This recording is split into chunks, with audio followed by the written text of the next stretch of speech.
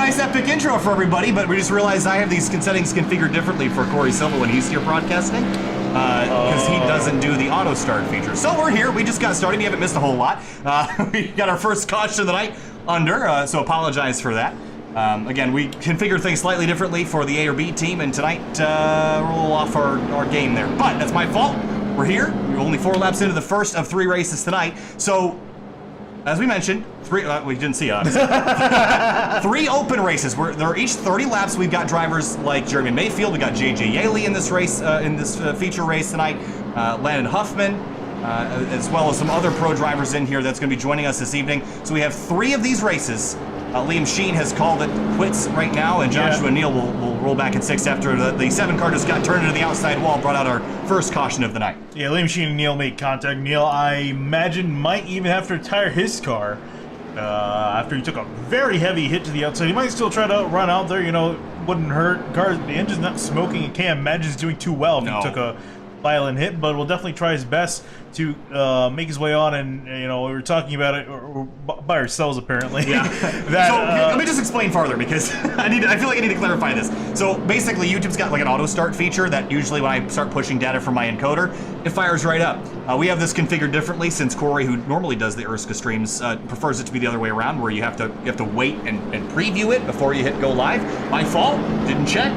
Should have checked. But you didn't miss a whole lot. Just got our intro started here, so all good. We're sorted out now. And again, we originally weren't even planned to stream all these events, so this is kind of a little bit of extra tonight. But again, 3 open races. Then we have the trophy dash, and then the feature event. There are several $100s on the line tonight, and of course from pro drivers to race as well, including Jeremy Mayfield, JJ Yaley, and Landon Huffman, as I mentioned. Yeah, and for these open races, the top 2 in each race will be moving on to the feature events. That's what these guys are racing for here. It's the first of these 3 open races going on at the moment, and quickly under caution.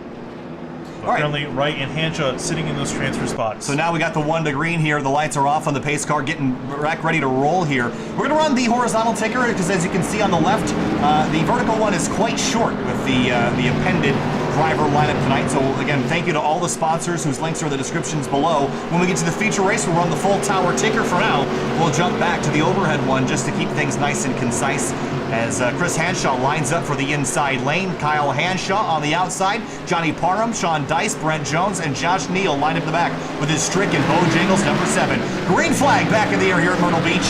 And racing again down to turn number 1. Hanshaw fighting on the outside lane as they rumble down into turns 1 and 2. Yeah, he actually got a pretty good restart in comparison to the initial start of the race, but will fall on back into 2nd place.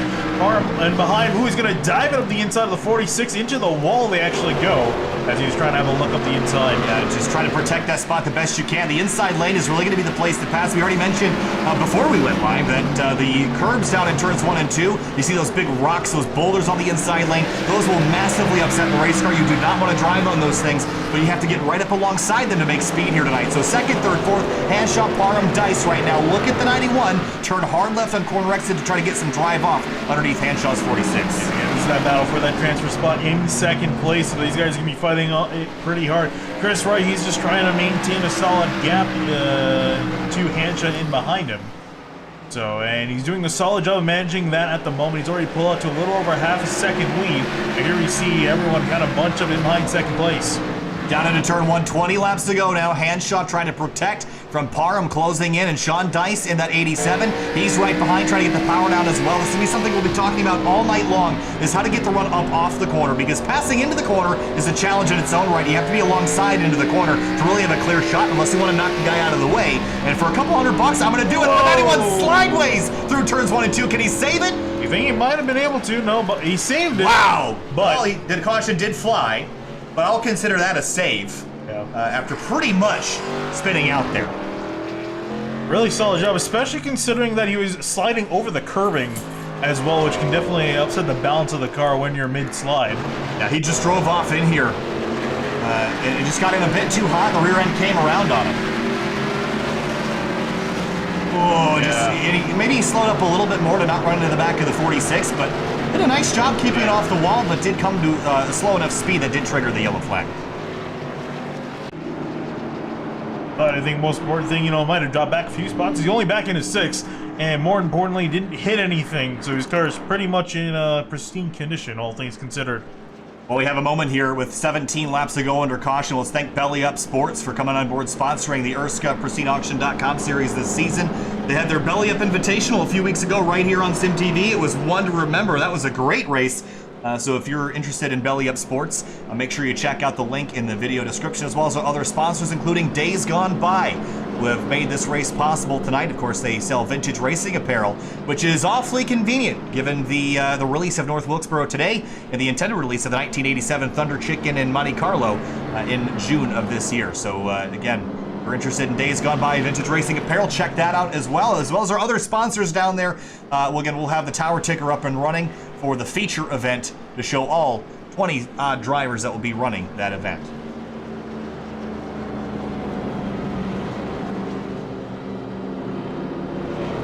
So we'll be about 13 laps to go here coming up on the restart. And there's quite a few opportunities to make mistakes tonight. Yeah. I think that's true. And we just saw that right there with Parham getting just a little bit too high into the entry of the corner down into 1. And 1 is, I would say, a really good passing opportunity for all of these drivers if you can get a good run off at turn 4. I think a lot of drivers prefer to make their pass on that side of the racetrack. But obviously we've seen, you still can definitely overcook it. There's not a whole lot of grip in the back end of these things, and if you enter just a little bit too hot, it's gonna be a lot harder to get yourself, blowed up for the corner. So the other thing that we need to consider is these heats are relatively, I guess they're not really heats, but they're called open races tonight. They're relatively small fields. We have 6 cars running right now, so that makes your aggression level just tick up a little bit of a notch, because the farthest back you can fall is 6, but remember, I believe it's only the top 2 that transfer in each race. So you have to fight for the spot that Kyle Hanshaw is in right now. So the intensity might not be in the 10th to 15th area, because we don't even go back that far, but it is for that second spot that Hanshaw has, and Dice, Jones, Parham, and Neal all need. Yeah, we haven't seen anyone take away that spot from Hanshaw, but again, with the more restarts we have, that can easily change and go away from Hanshaw, so I have to see if he's going to be able to still hold on. So we just shy of halfway left in this race, closing in the final third of this event with 13 laps to go at the restart. Hanshaw to the outside lane. I'm not sure I want to be on the outside lane for these restarts tonight, but Hanshaw's stuck with it. He'll have to make the most of it. Brent Jones will be up there as well, but Dice on the inside is in the catbird seat. Here we go. 13 laps to go in the first of 3 open races in the 2020 ERSCA Series. All-Star race. Green flag back in the air, and a clumsy start there for the 89 of Brent Jones, but Hanshaw will clear the 87 of Dice and put himself back in second. Yeah, that's what you just need to do, let the leader on by, just put himself in line in second place, and then just defend that inside. Almost what Dice has got in the 87, he's now up into third, I think for the first time tonight. So we'll see if he can try to take away that second spot and move himself into transfer to the feature. And how physical are you willing to get? Because if you put somebody out of the race right now, you won't see him for the rest of the night, so maybe it's because there's no LCQ this evening. So if you put someone out of the race, you're good. You're in the race. They're not. That might be something to consider towards the end. I was going to say, and then on the opposite side of things too, if you don't transfer on, you're not going to be in the rest of the night. So you got to do what you got to do to get yourself in position. Speaking of which, here comes Parham back to the top, or trying to move himself back to the top, the inside of the 87 now. Running on the Brave Flag wide onboard cam here with Johnny Parham as he works the inside lane of the 87. Dice not really being as defensive as I would expect on the inside lane, but here comes Parham up the inside lane, and he'll take third place away from the 87 of Dice. Solid pass indeed. So definitely some speed in this 91 car, but again, it's not going to matter a lot if he doesn't get into that second place spot. He's got just under 10 laps to do so now as we come to 9 to go. And Joshua Neal's putting pressure on fourth place Dice now, and look at Parham closing right up to the tailpipes of the 46, but he ran wide. He's pushing the car hard on entry, and it's costing him on exit speed here, but last time by, he was 3/10 better than Kyle Hanshaw. Look at the 87 drive in deep into the corner. He wants back by. I think he knows he's running out of time. Yeah, really didn't go way wide and exit the corner. Look at the 91 his line. He was diving into the corner down. You see him really low on entry. Actually kind of backed out of it. Maybe it was a bit of a dive, but he's been trying to get a late apex out of this corner off of 2. I think Kyle Hanshaw's in trouble. That 91 is coming and coming fast. 7 laps to go for the race leaders as they exit turn number 4. And looks like the 46 is tracking out wider on corner exit. That's opening the door for Parham to get up underneath on the straightaway, and he's got good runs there. He's really got to be careful, too, because he's been taking these wide arcs on entry, who gets a little bit sideways off of 2 there. But you see he's opened up the doors. He's taking a wide line on entry, both into 3 and into 1. That's what the 91. Here he comes to the inside. Of the inside. Big run at the exit of turn 4. Now a dive into turns 1 and 2. Can he get to the bottom of the racetrack? He will get the nose in there. Hand shot slams the door shut. We're going to see a pass here, though. Parham is too quick to hold back. Yeah, and Parham's been really good on these exits. Got a little bit compromised, being just barely to the inside of the 46 that time by, but is still being very aggressive. And also, you see Hancha still a little bit sideways on the exit too, so that's hurting his exit speed. Down into turn 1 and 2. This is 5 laps to go right now. Chris Wright out in front by 1.5 seconds. Hanshaw fighting tooth and nail for the final transfer spot into the feature event tonight. Parham right behind, putting pressure on him and taking his time. You see the Colonial Metal Products bumper on that 46 car. I am betting that it's not going to look quite this pretty at the end of this thing. No, I was going to say there's a chance that sponsor might be gone from the back bumper. Once this 91 has a move, you see him, he's trying to get a good exit off of the corner, but just can't get it done with the track being so flat. Now we're going to be coming to 3 laps to go. Now the time is running out for Parham. Get the elbows out, start jabbing at him because you're running out of time. Myrtle Beach, the first of 3 open races tonight, and the ERSCA PristineAuction.com Days Gone By All-Star Race battle for second as they exit turn 2. Great battle indeed, very clean so far, but as the laps wind down, I have a feeling that's going to change across the line now. It'll be 2 laps to go. 2 to go, and Parham is there, but he hasn't gotten any closer the last couple laps. Look at, he's running up a lane to try to carry some more speed. Now turning down on exit, clip the curbs. Here he comes with a run, but nowhere to go. This is not enough of a run that he's getting. We're going to make a big dive on the outside lane. Maybe he'll try to cross under. Look at him turn hard left at corner exit. Here he comes. There he Slip. goes. The 46 is out of line. Here comes Parham down the inside. White flag for the leader and a battle for second behind him. Transfer to the All-Star race. Parham completes it. Can Hanshaw cross him over? Done yet. I don't think so. Not done yet. They have to go one more time to turn 3. Does Hanshaw have anything? He does not. No. Checkered flag for Chris Wright. He transfers, and Parham with an excellent last lap pass. He gets the job done at Myrtle Beach. He'll be in the ERSCA All-Star Race tonight, presented by Days Gone By. What a battle there to the end. What a really solid run from the 91. I think this might be a driver we have to keep our eye on going into the feature. I think so, and with that, we'll take a quick look at your race results here, just to get an idea of how things went for our front runners. Again, only the top 2 transfer to the next race. Chris Wright and Johnny Parham are the ones that will move on to the feature event. With that complete, we'll head off for break just momentarily. Right back for the second of 3 open races. Stay with us. We'll be right back.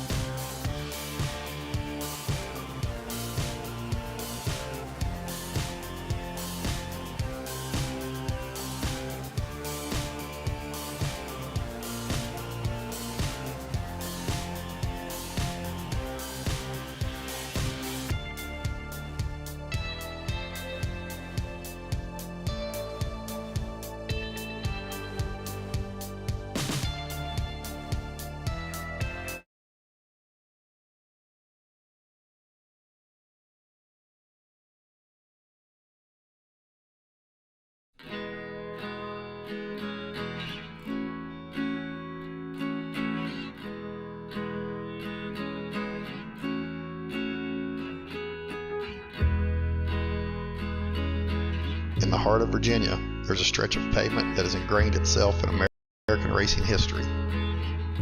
Built in 1957 with just a bulldozer and a plot of land, Virginia International Raceway has become an icon.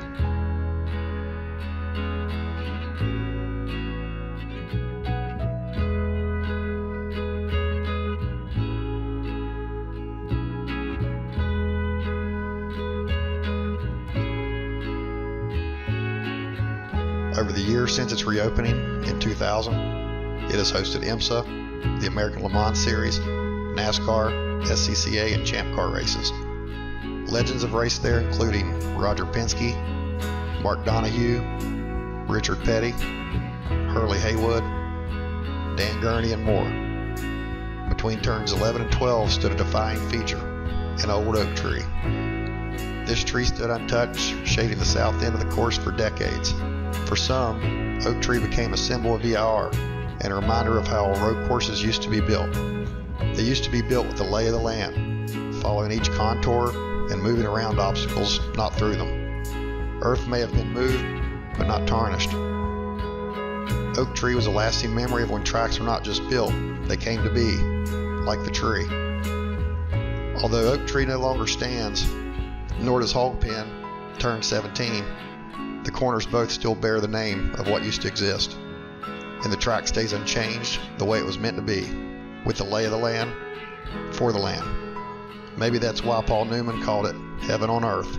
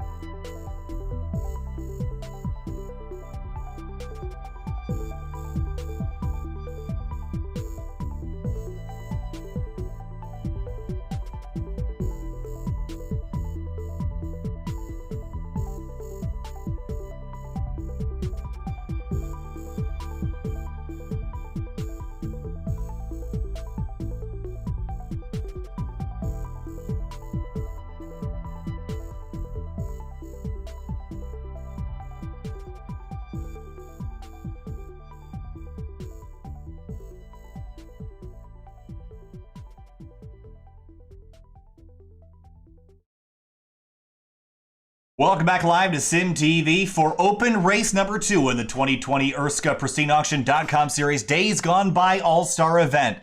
And we saw some great action in the first 30-lap open. They're very, very short races, but we saw an excellent move by Johnny Parham to move himself into the transfer position for the feature event tonight. Again, we have 3 open races, we have a trophy dash, and then a feature race at the end of the night, which pays out $100. So it's going to be really interesting to watch all these drivers go for it for a little bit of cash at the end of the night. Practice underway right now for the second event. We've got qualifying here in just a moment, but Adam Pettit in the number 57, he's the first one to climb onto the racetrack, and really excited to get our second open race of the night underway as he pulls on track in his number 57 Ford Mustang. That's an exotic looking paint going on there. The blue and the yellow. Really nice looking car, but yeah, so a few drivers here out in practice. From the looks of it, we're going to have pretty much a similar field size thing, about 7 guys ready to start the second open race, and the same thing applies. The top 2 finishers will move on to the feature. And that was a really amazing race we saw for the transfer spot in race number 1. Hoping to see something similar again, just really good sportsmanship. And Parham just outdrove Anshaw. Fair and square, made a pass on him, and especially amazing too, he did it in such a short amount of time in the last lap, nonetheless. Here's Zach Patton in his number 3 car. He got the wee back on the side of that thing. He is back, and he's ready for action tonight at Myrtle Beach Speedway as he gets down into turn number 1. Again, while practice is concluding here, we want to thank our sponsors again. Of course, Belly Up Sports and Days Gone By, as well as all the other partners. We've got Brave Like Wide as well. Of course, Ohio Intra Express. A whole bunch of sponsors. I don't even have the list in front of me. It's a long list, but it's in the description as Patton, slip and slide at the exit of turn number 4. Richard Lafferty is in here as well in his number 8 car. Nice retro looking scheme. I really like the red kind of in that headlight. Yeah. That looks really good. Yeah, I really like when people get creative like that. Nice little accent touch to that neat machine. Davis Warren out here as well in his number 20. Ooh, that's a nice looking scheme as well. There's the paint scheme game in ERSCA. Very, very strong. Down into turn 1, he'll go again. This is just practice. We'll be qualifying here shortly. Yeah, Shandira is out here as well in this 10 car. To say too, going back to Davis Warren. Don't see a lot of green on race cars nowadays. Well, green's bad luck on a race car. Well, it is, but it looks good though. Unless you're Kyle Busch's interstate battery scheme, then in which case it looks absolutely horrendous. But yeah, bring back the old one. Speaking of which, speaking of which, what? DGLE, you ran the right. I was going to say, what's your tie-in with that? So, qualifying is now underway here for 5 minutes. Well, the drivers will get about 2 laps to lay down the quickest time they can. And Jake Finch is going to be one of the first drivers to jump on the racetrack. Hasn't yet gone rolling. There he goes, and that's a throwback scheme if I've ever seen one. Yeah. So he'll pull out in his number 23 Wrangler-sponsored Camaro. And a couple drivers we haven't touched on yet. You mentioned Kyle Lowry. There he is in drip drop Toyota Supra. Look at that number too. That's probably one of the best looking numbers I've seen. Or at least one of the more creative numbers you're seeing put on a car. Again, you have the option to make a custom number. Why not go all out? And that's what he's done. So funny thing is that he matches your keyboard. Yes, he does. I got a little cyberpunk, what do they call it, vaporwave aesthetic going on in here, and Kyle Lowry's got a little bit of that on the side of his car. Marshall Stanley is sitting in pit lane in his matte black number 25, but there was Zach Patton's on track, getting lined up. Let's ride on the Brave Like Wide onboard cam as he heads down for his first qualifying lap. It's actually be a second qualifying lap. Short lap around here. You hear how long he's waiting to get back on the gas, and then finally he can get back on the gas on the straightaway. Gonna get back off it a little bit tight on entry into 3, and then coming off the 4 here. And we see how important it is to get a solid run off of those. Well, for Patton, it was a 20.1. That's not going to be good enough to drive him up any farther than 7th place right now. But Adam Pettit is really quick. That was a 19.4 that'll put him on pole. And Lowry to 2nd, Davis Warren 3rd, Jake Finch 4th, Richard Lafferty in 5th in his number 8 car. So he'll come across the start-finish line, and most of the rest of the drivers will come to a halt here. Marshall Stanley still out on track, a 19.6 on his first lap out. We'll see what he can do the second lap. matte black. It's like Vanta Black almost, Yeah. isn't it? That as he exits turn 4, comes across the line, 19.584, will not improve from a 4th place running position, so he'll start P4 on the outside of row number 2 here. Take another quick look at our weather, because we looked at this last time when we weren't quite live yet. Pretty cool temperatures, all things considered. Maybe a little bit toasty for this late in the evening here in Myrtle Beach, but it's relatively grippy from a racing standpoint. We did see the 91 get loose all by himself in the first race, but that was just because he overdrove the corner a little bit. I don't think charging the corner gets you a whole lot here. I think you have to focus on corner exits. Yeah, we were just looking at too in qualifying with Patton, how much time he was waiting off the gas to get, finally get back on it once he got to the straightaway. And I think as these guys are fighting some loose conditions in the middle of the corner, so you're gonna have to modulate the throttle to make sure you don't loop these things around, because it's definitely gonna be pretty easy to do so. So Pettit rolls through turn number 2. I think he's just working on some more practice laps at the moment. In his Ford Mustang, we've talked about the Mustang's situation quite a bit. It's funny because this car is one of the newer ones. It looks really nice, but you don't see a whole lot of these things in very much league racing. I'm not sure why, because they're good-looking race cars. Especially the new one that they had for the Xfinity Series. It looks really it looks good. mean and really aggressive. It definitely does look good. I still do sort of miss the Challenger from this series from back in 2011, 2012. Yeah. But can't really beat that, unfortunately. So the entire first generation, when it was the original Mustang, the Challenger, and the original Camry, I thought that was a really good trio. The original Camaro is a little fugly looking, but they got that kind of fine-tuned later. So, your running order, your qualifying order at the top of your screen right now with 1 minute 30 seconds left in qualifying. No one else has yet to run times. So the top 8 drivers, looks like Zach Patton will be on the last row, about 0.6 off of the leader. So there was a fairly large differential in pace between the front and the back here, but 76 thousandths between Pettit and Lowry. So the front row is going to be very tight together. Really is, and definitely going to keep an eye on those drivers. Really, anyone in the top 4, I think, is really kind of piqued my interest. Especially on the timesheets too, they're all within 1/10.5 of each other, which is fairly close together for a short track. So it's just seeing if we can see a mix-up amongst those top 4 before this race is over.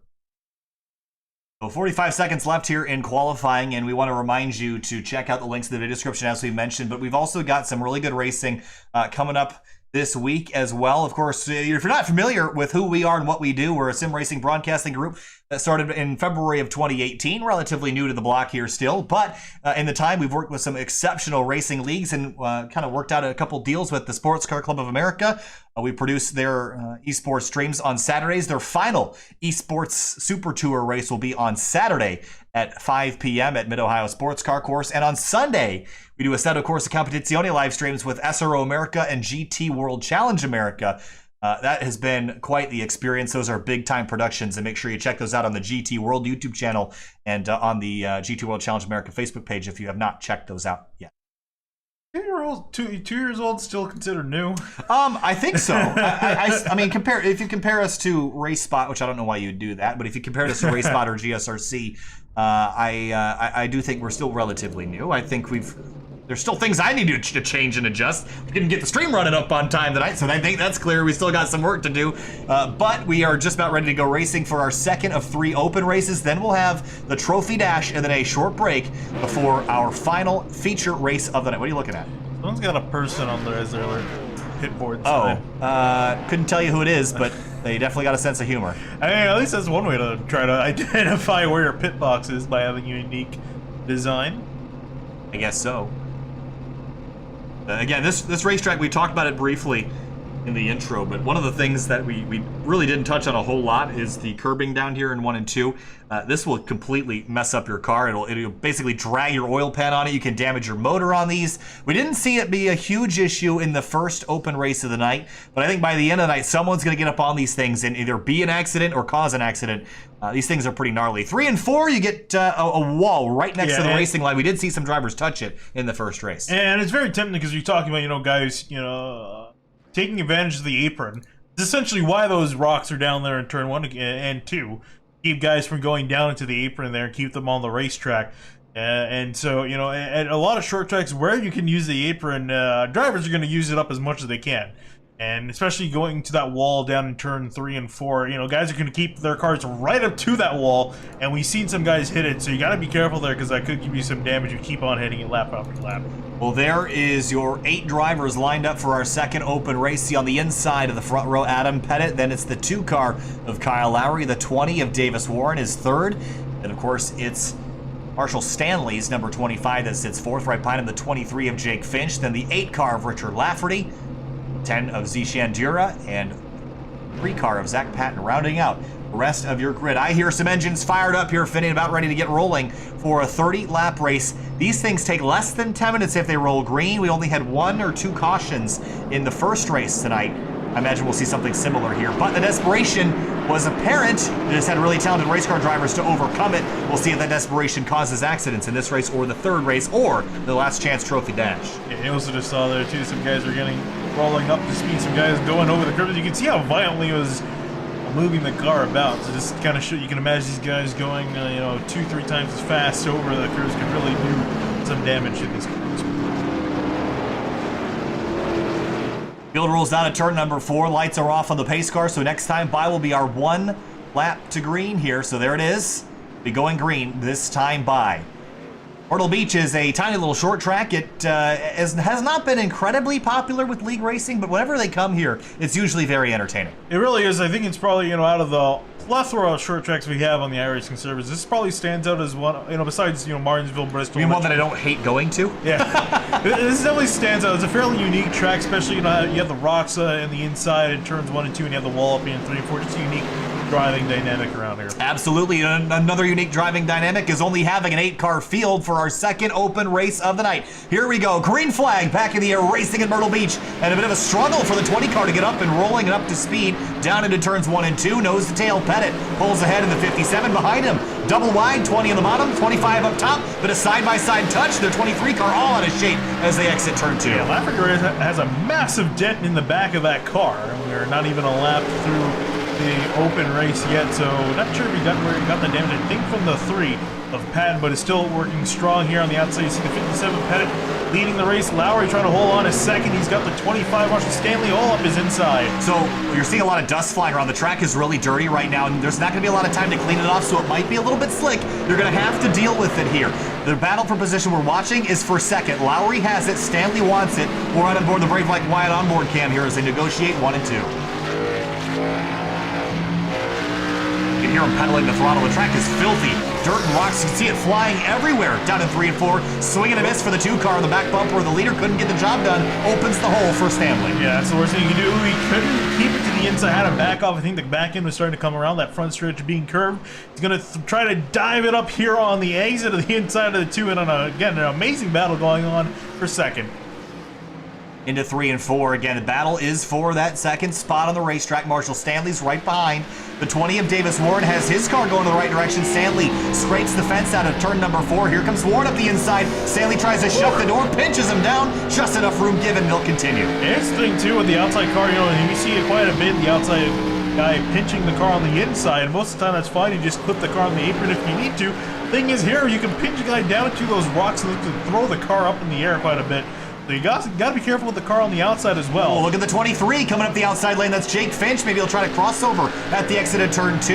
But he seems to like trying that outside lane. Maybe he'll try to get in turn 3. There it is. Runs the center lane. We didn't see that really work very much in the first race, but he pushes. Look at the 20. Slide out of turn 4. And definitely that bottom place is the place to be, at least for this opening run or these short runs that we've seen so far.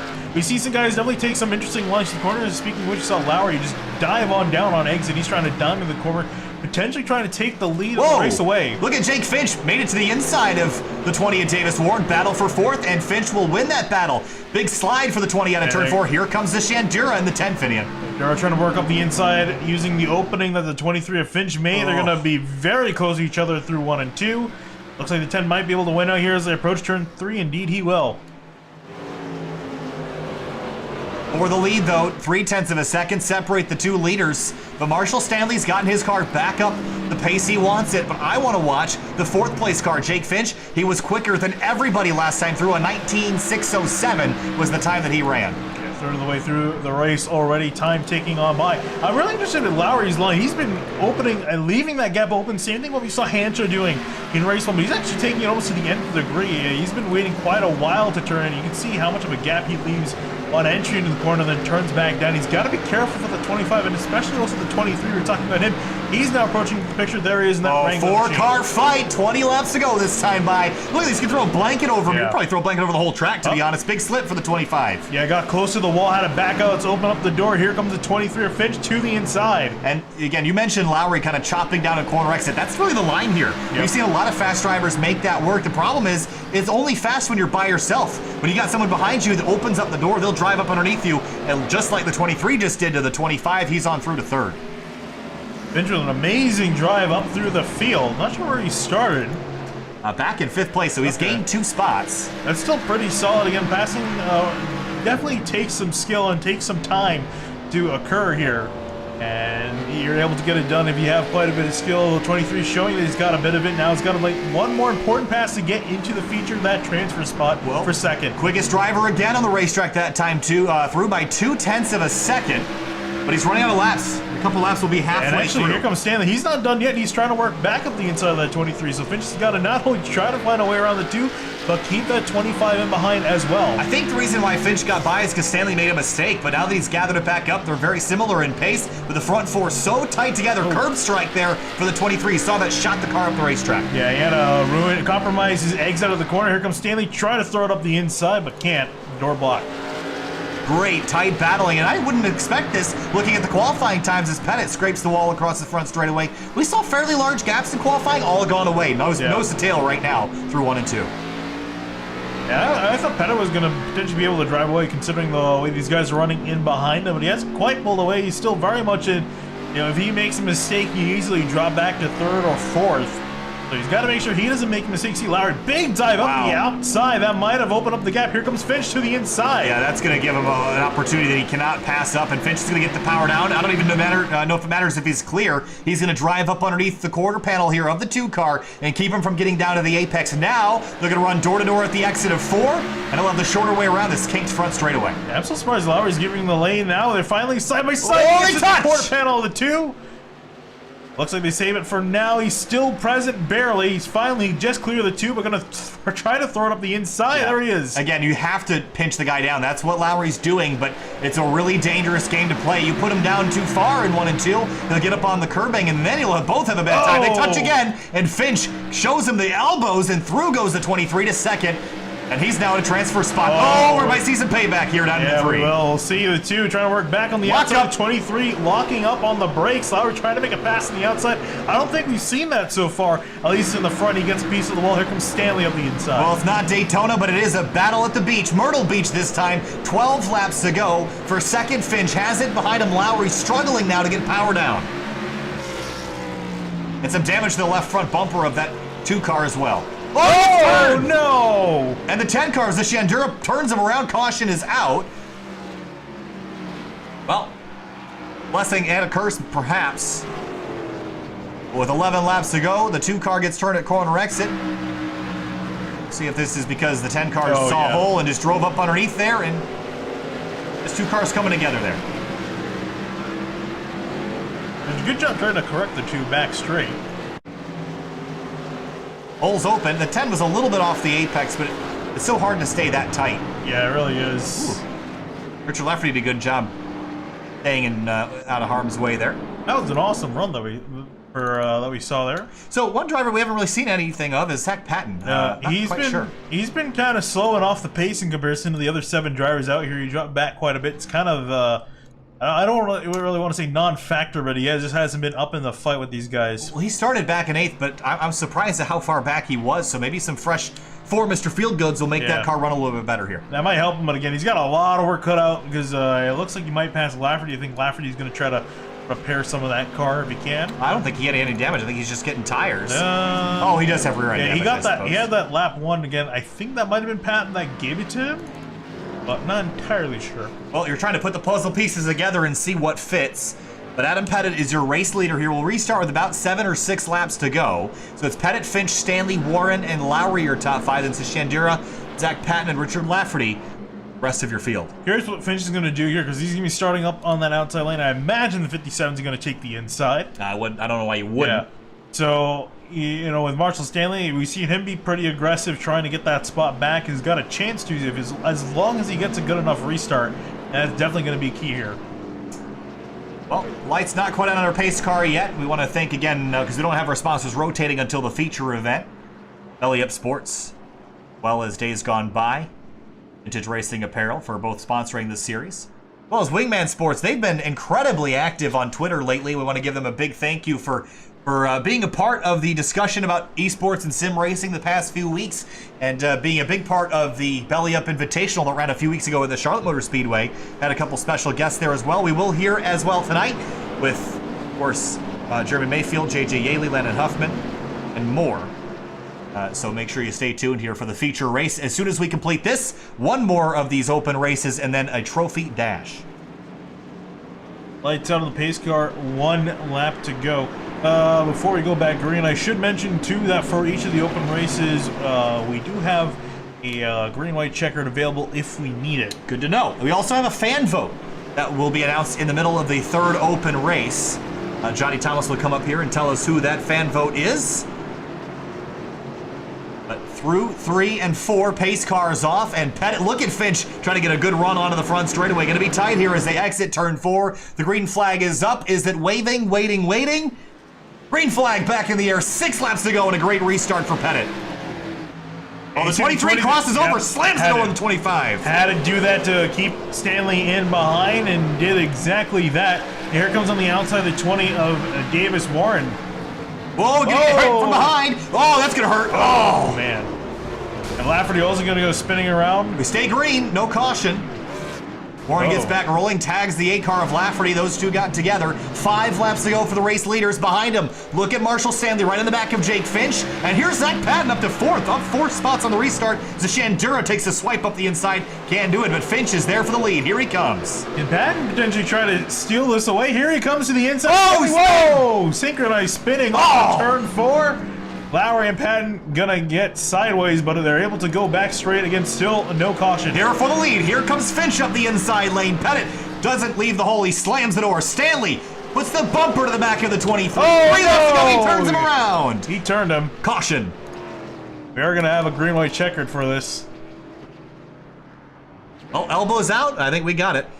These guys, I think, are ready to just go completely at it here, if they haven't been already.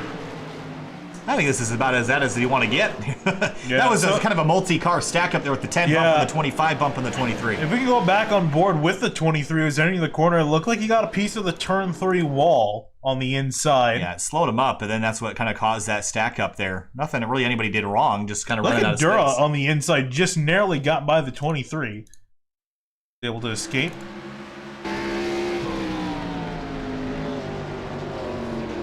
Such a light touch. Oh, just snuck his way by. And he's sitting, looks like he's sitting in 3rd. Almost is able to take away 2nd there, about the way the caution came out. I want to be 3rd rather than 2nd for the restart, so he's in the catbird seat here, I'd say. Again, it depends on how good of a restart he gets in comparison to the 25 Marshall Stanley. Haven't seen Stanley being the leading car on that outside lane yet, so we'll see how quickly he's able to pull in, if he can pull in, or if Dura can get a good enough restart to close that gap, because then he just has to hold on for 2 laps for 2nd place. Well, if this is any indicator of what the rest of the night's going to be, this is going to be a wild one, I think. That's abundantly clear. Pettit still holds a lead after winning pole earlier in this race. That tells me qualifying is going to be mighty important, as the trophy dash is going to set the lineup here at the end of these open races. So, also something we should note is take a look here. Zashandura is on tires, 4 of them. So is Zach Patton, Kyle Lowry, Jake Finch, and Richard Lafferty. I'm not sure that Patton and Lowry are in any shape to win this race, given their big impacts with the wall on the front straightaway. I'm not sure how much that really is going to matter, but there were pretty hard hits. That's concrete down there. I can't imagine it helped. It definitely won't, but in case something happens to the leaders up ahead, which from what we've seen so far definitely can happen, it could be there to pick up the pieces. You see the 23 of Jake Finch catching back up to the field. Line up in 6 for the restart. Still got 7 guys kicking around here, all in the lead lap. So if there's scores to settle, Davis Warren won't get a chance to do it, as he is now 3 laps down out of the race. Richard Lafferty still rolling. Only one driver out. It is that number 20 car. We are already 3 laps over our scheduled distance. At least that's the scheduled time we'll have. 33 laps right now. I think we'll get 35 total. So another extra 5 laps of distance here. As we come across the start-finish line, we should expect the 1 to green. There it is. The lights are off on the pace car. So we'll restart with 2 laps to go. It will now be a 34-lap race. Caution comes out now regardless, before the white flag. It'll end the race. Chances it goes green. I think fairly low. I think there's a lot of guys that are pissed at one another in this field. Already? So, yeah, already. Definitely already. I think there's like at least 2 groups of guys, 2 duos of guys that definitely rather not see each other. Coming back to the restart, look at the 10 of Zishandira. Here we go. 2 laps to go at Myrtle Beach. Open race number 2 for the day has gone by. All-Star race, green flag back in the air. Big checkup, 3 wide in the background. The 23 of Finch up the middle, 3 wide. Stanley in the transfer spot. Zishandira to 3rd. He's going to push the 25 at corner exit. Drag race down to turn number 3. A lot of pushing, a lot of shoving. Finch is in the wall. He's spinning down into turn 3. He's going to wreck out. Odura around out of turn 4, and the caution flag will fly. And that means that Adam Pettit and Marshall Stanley are scored 1st and 2nd here as the white flag flies. This will be the end of the race. We'll go back and take a look at what happened to Dura here in just a moment as soon as the checkered flag falls.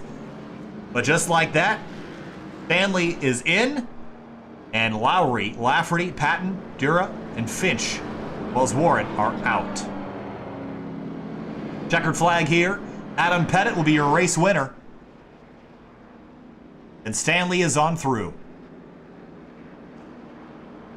Dura coming back up, and I am not quite sure about that. Oh, I think he's mad at the 2. I think the 2 might have been the car that turned him around. I'll have to see here. I believe he was sitting, Dura was sitting in 3rd when he spun around. Yeah, that's correct. So let's go back and, here's a look.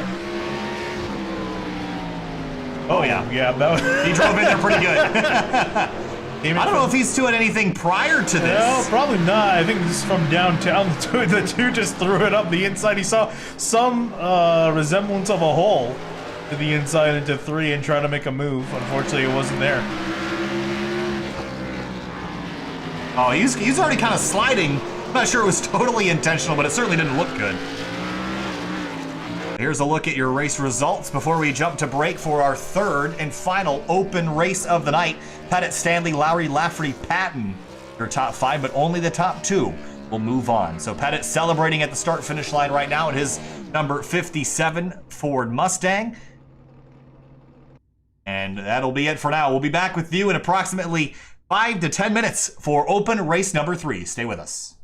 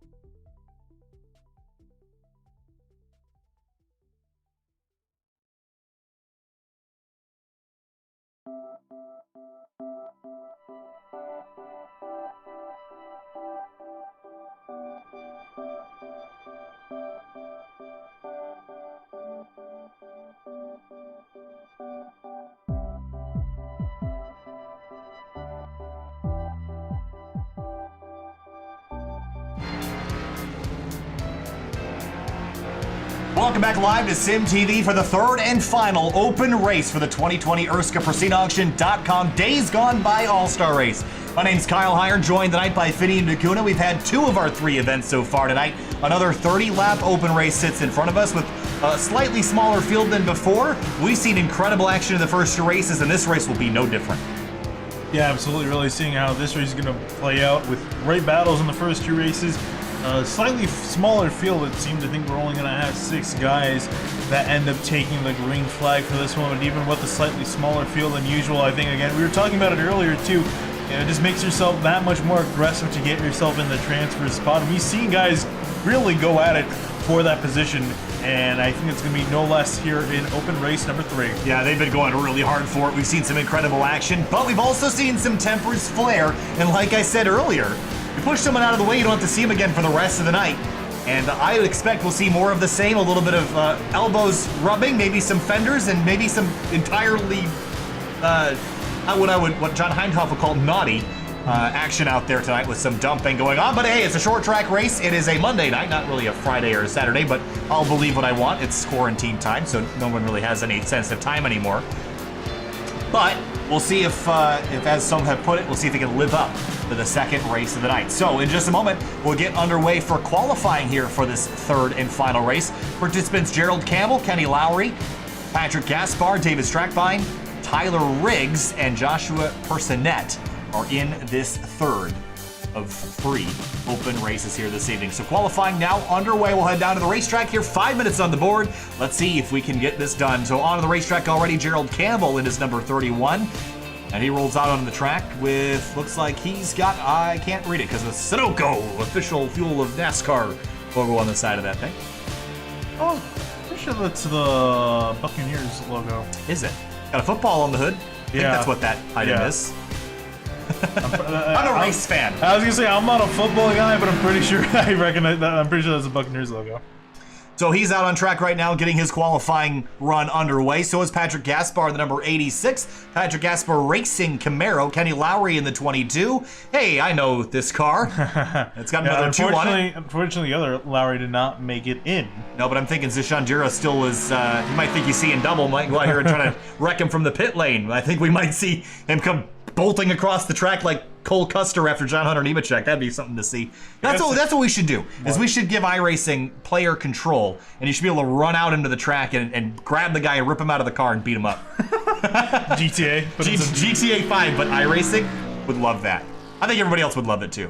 Other drivers on track, Tyler Riggs, he just went second quick in his number 26. Whoa!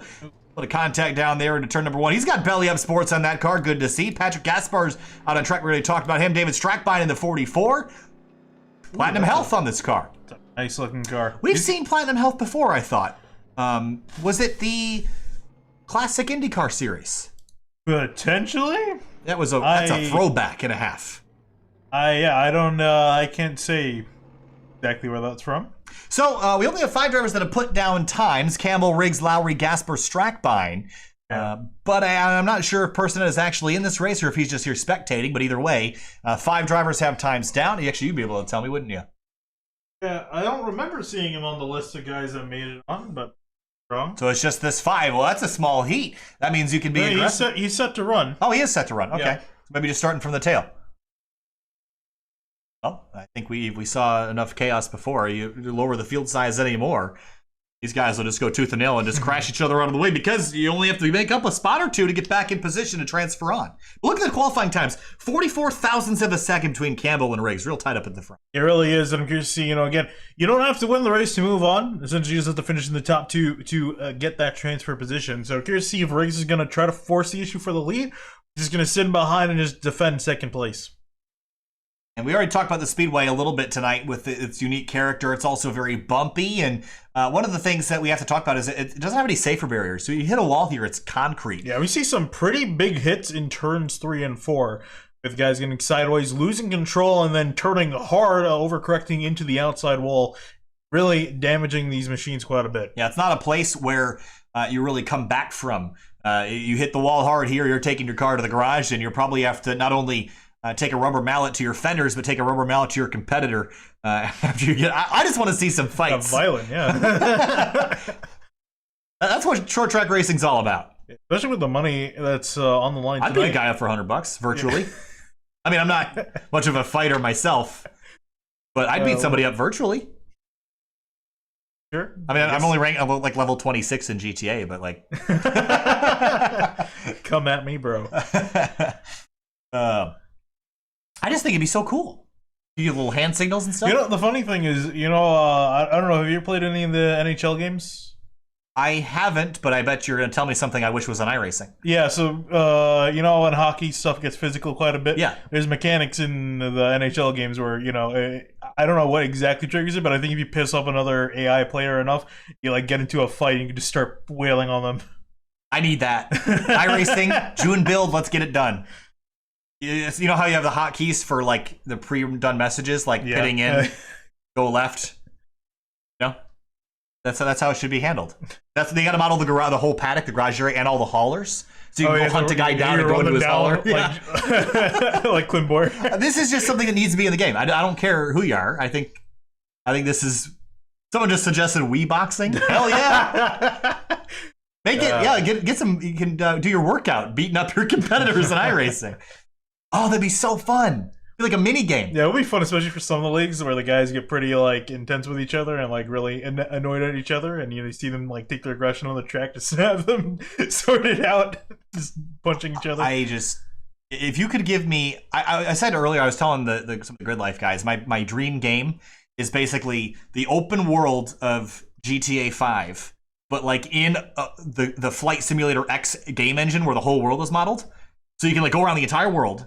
And then iRacing's driving physics, dude. Imagine how amazing that would be. I'm sorry, but someone needs to develop that game and give me all the money for thinking of the idea. So I think that's how that works. I think that's how it works. But I want it to work like that. All right, let's take a look at the cars on the grid here. We already mentioned the Belly Up Sports entry. That's Tyler Riggs, and of course, Belly Up Sports has been a supporter of the ERSCA PristineAuction.com series all season long, and will continue to be a partner through the rest of the season, as has, of course, a bunch of our other sponsors in the field, as well as Wingman Sports. We've also got Ohio Intra Express and Black Flags Matter, and of course Days Gone By Vintage Racing Apparel, who is sponsoring tonight's All-Star event. So, someone's got a pug. Oh my goodness! Is that over Junior? It has to be, right? There's got to be some inside joke. So that's Campbell's car. I'm begging whoever... That's the first pit stall. So if there's ERSCA drivers watching, I need to know who's that. Actually, it's the pole sitters. Yeah, that's what I'm saying. It's Gerald Campbell. So yeah. Why? I mean, I'm not upset. I think it's hilarious. If we go to the pit lane cam, curious if we'll see so many other ones. We saw the last race we had someone with the rest of them seemed pretty straightforward. Yeah. The 26 car's got somebody hanging out on there. Maybe if we go on board with the 44, I think we might be able to see. From his nose? From his nose. Off his nose. Potentially. What is going on? I don't know. Honestly, some people are pretty creative with the pit boards. I'm not. But some people have definitely been having fun with it. Boy. Well, they are having fun with it. We're having fun here tonight as well. This is kind of fun to have a little bit of a more relaxed, while we're kind of waiting for things to get rolling here. But 30 laps on the board. It's relaxed now, but this is the calm before the storm. I know South Carolina this is where this track is, right? Yeah. Myrtle Beach, South Carolina, pretty sure. I don't care. Here's the thing. The reason why I ask, it sounds obvious. Everyone's going, oh, Kyle, you should know that. Yeah, I thought Knoxville was in Knoxville, Tennessee. Learned it was in Knoxville, Iowa. Felt like an idiot. So it should be, though. Someone will tell me it's like Myrtle Beach, Oklahoma or something. Anyway, South Carolina, no stranger to big storms. I think we're cooking one up. Honey, you got a big storm coming. Don't tempt Mother Nature. We've already experienced enough this year. This year sucked. 2020 is just... it's the worst year. This is... I think like 2018 was probably like a pretty bad year. 2019 was alright, and everyone was hoping 2020 would be better. It has not been. So... Well, here's the good news. SimTV's doing great. Yeah, they're doing great. And thank you to everybody tonight. I appreciate everybody for joining us here tonight and watching. If you're not yet subscribed to the channel, make sure you are. Usually it's going to be Corey Silva and Brandon Kreutz taking this series out for the rest of the season. This will be our last time doing ERSCA Pristine Auction Series for the rest of the calendar year. So thank you so much for joining us. Corey and Brandon will be back next week. They do a whole lot more, a better job than we do, quite frankly. But out of turn number 4, third and final race for the open races tonight. Then we'll do the trophy dash as we go racing here tonight. We got Johnny Thomas with us here in the booth. Johnny, welcome. As the race has just gotten underway, it's been a fun night tonight so far. What's up, Kyle and Finney? It's been a lot of fun. We've had some pretty exciting open races so far, and we're getting started right here. I'm just glad to be joining you, hopping up here. It's a lot of fun right now. For a second, it's Tyler Riggs and Kenny Lowry right now side by side for second place. Oh, some contact. Lowry showing the bumper and pushes the 26 car up the racetrack. Yeah, Indeed, here he's trying to follow put himself back in line. He's got the 86 Apache Gaspard in behind. They're still side by side for that second place position. Look at this three-way battle for second.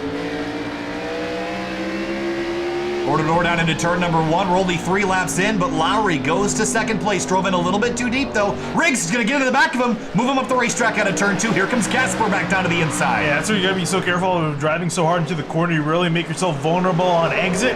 Now here we are side by side for third place. The 86 of Gaspar trying to move Riggs out of the way.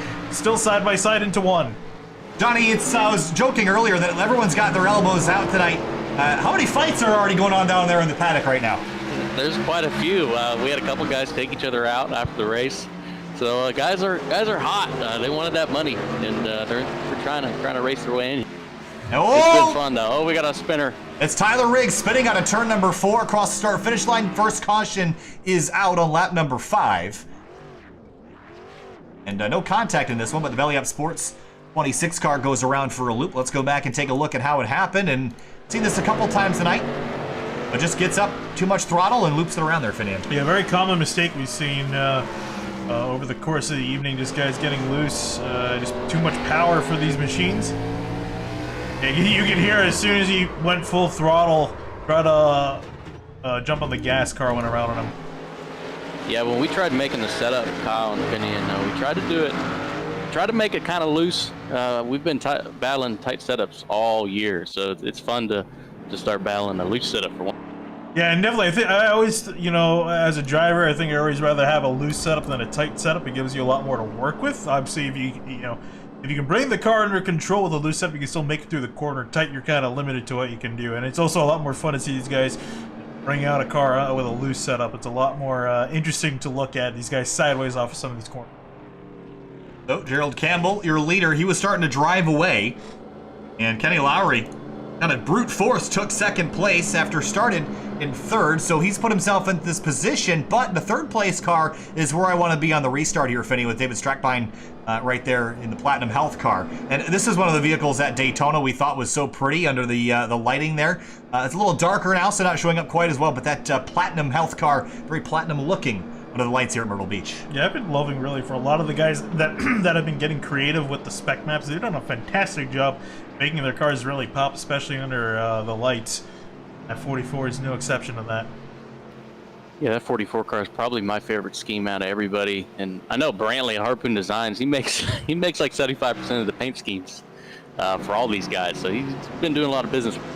I was going to say, I mentioned earlier how good the paint scheme game is here in this particular series with a lot of usage of the spec maps and also the sponsor interaction, Johnny. We've had, of course, Belly Up Sports days gone by, Black Flags Matter. We've had so many different groups and organizations come to this series and support us. That's been really cool to see all that interaction, especially on Twitter and social media.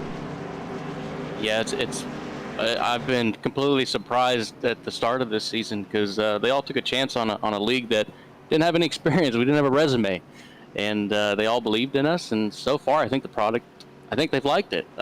Belly Up Sports, obviously Pristine Auction as being the series sponsor with Jared coming on board and sponsoring us. It's a big name to have, and they've done a great job. Belly Up Sports as a sports media outlet has been phenomenal. Mike at Belly Up Sports, I can't ask any more from them guys. They're top notch, and they're a fun bunch with all their podcast networking, and they're a really, really good bunch of guys there. And then we have so many associate sponsors that came on board: Colonial Metals, Highlander Express, Will Thomas, and Chaz. There are a couple local guys.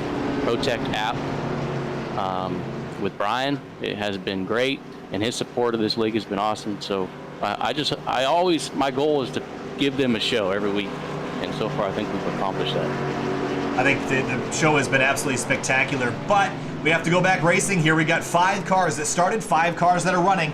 We're 1/3 of the way through this race as we roll out of turn number 4. Gerald Campbell on the inside, Lowry on the outside. Ooh, green flag back in the air and a big stuttering start for everybody behind the leader. Campbell drives away. Lowry hangs on to second as the cameras flash down into turn 1. Yeah, definitely keeping an eye on that battle for second. I think Campbell looking to be the guy that'll just drive away with race number with the race win. Everyone else trying to battle for that second place. Probably seen Kenny Lowry be pretty busy with guys behind, but he's about to be busy yet again. Patrick Gasper in the 86 trying to catch up to him.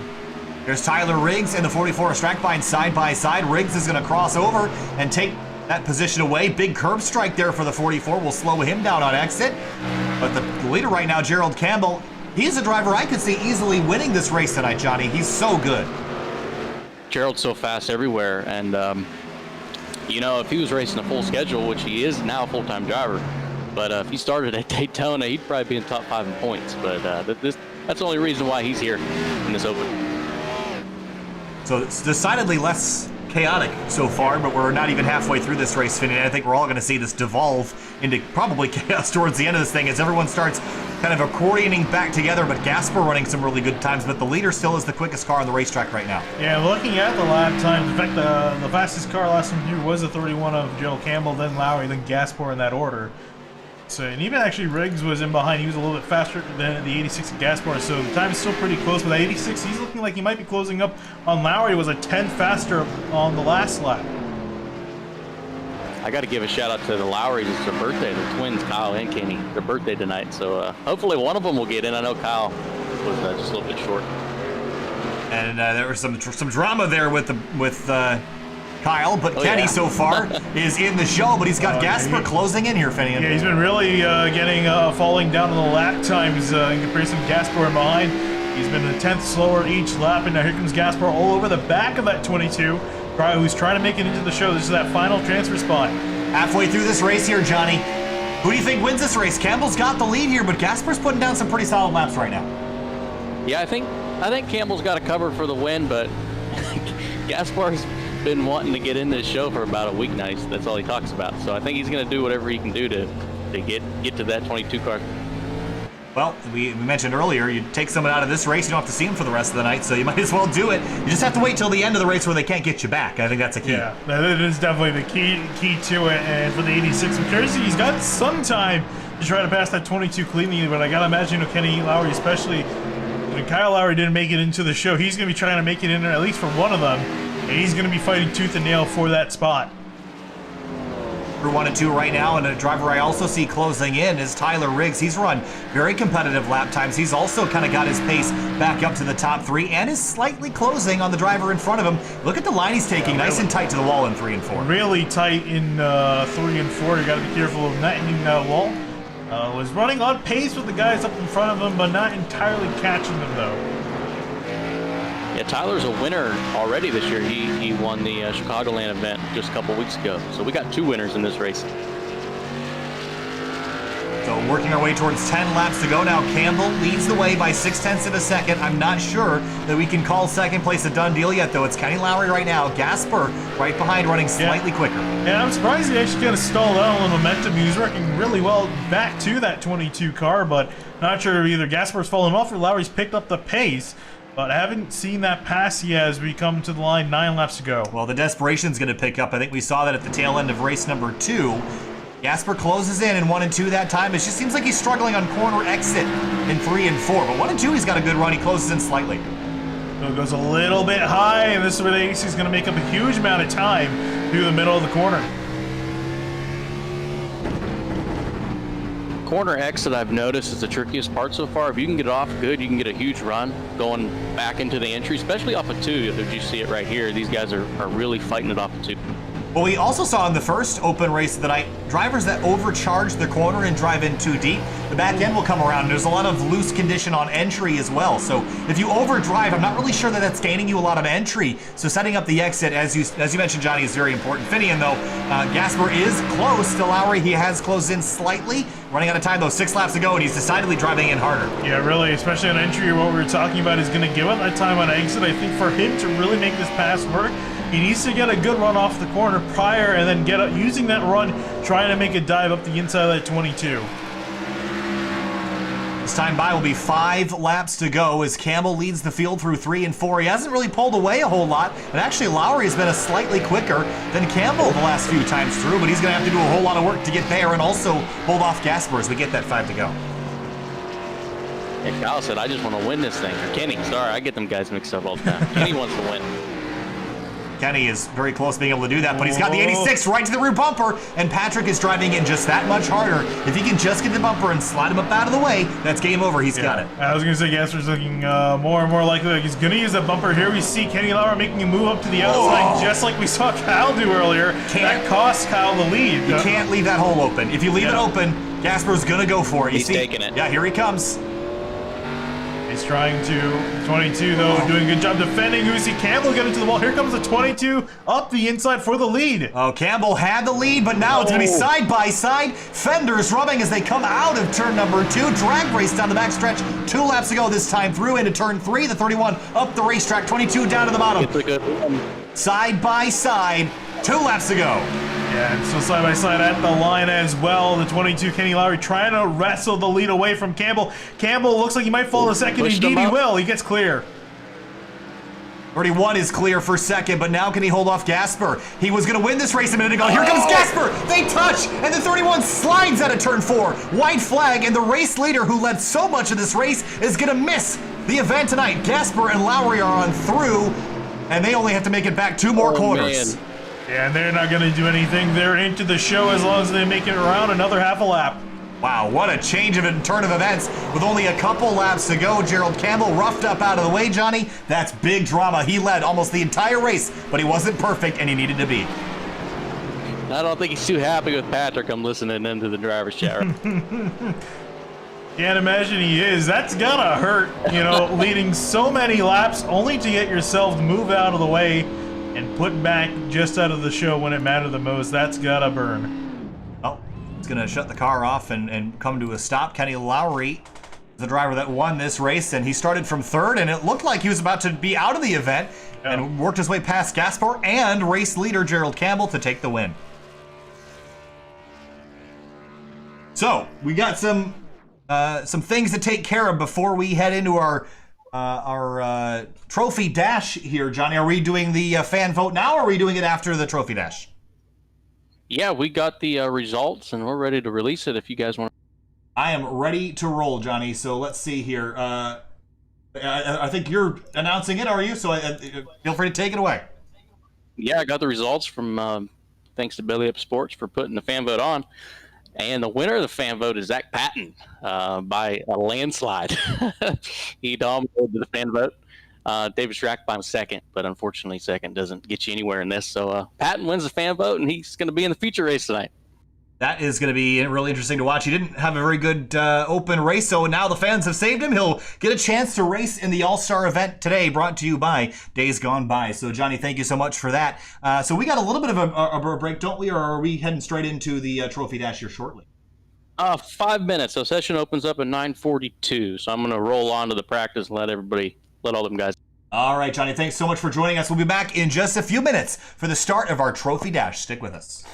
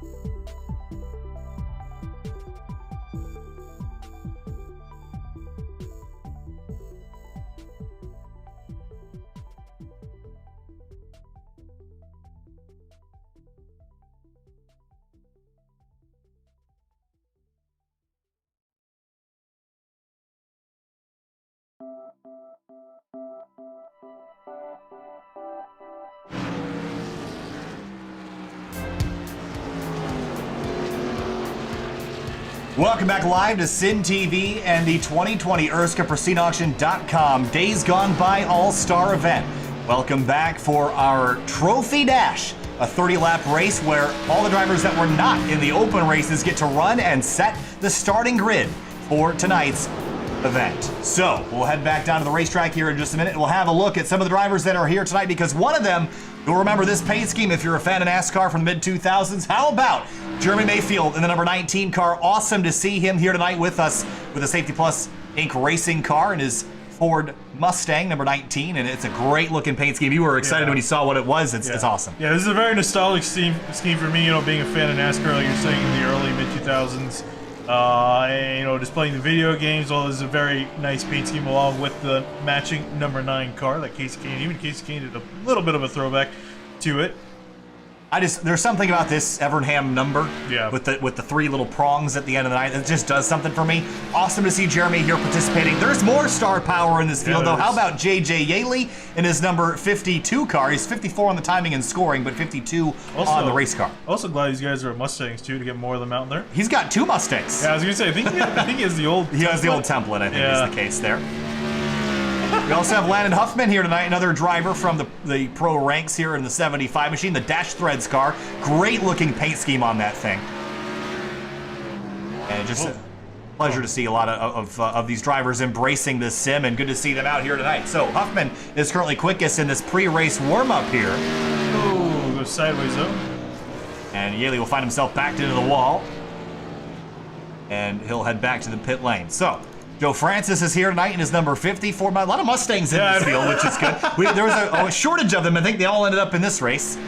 Yeah, so, just to give you an idea of the list of drivers that we have in this field. So, this is all drivers that were in the top 10 in the ERSCA point standings, as well as celebrity drivers that will be moving on to this. So I think we've got 14 guys here tonight that'll be making up the field for the Trophy Dash. We're wondering where all the guys were that we just watched win or finish in the top 2 in the open races. They're uneligible for this race. They'll be starting in the back of the feature race.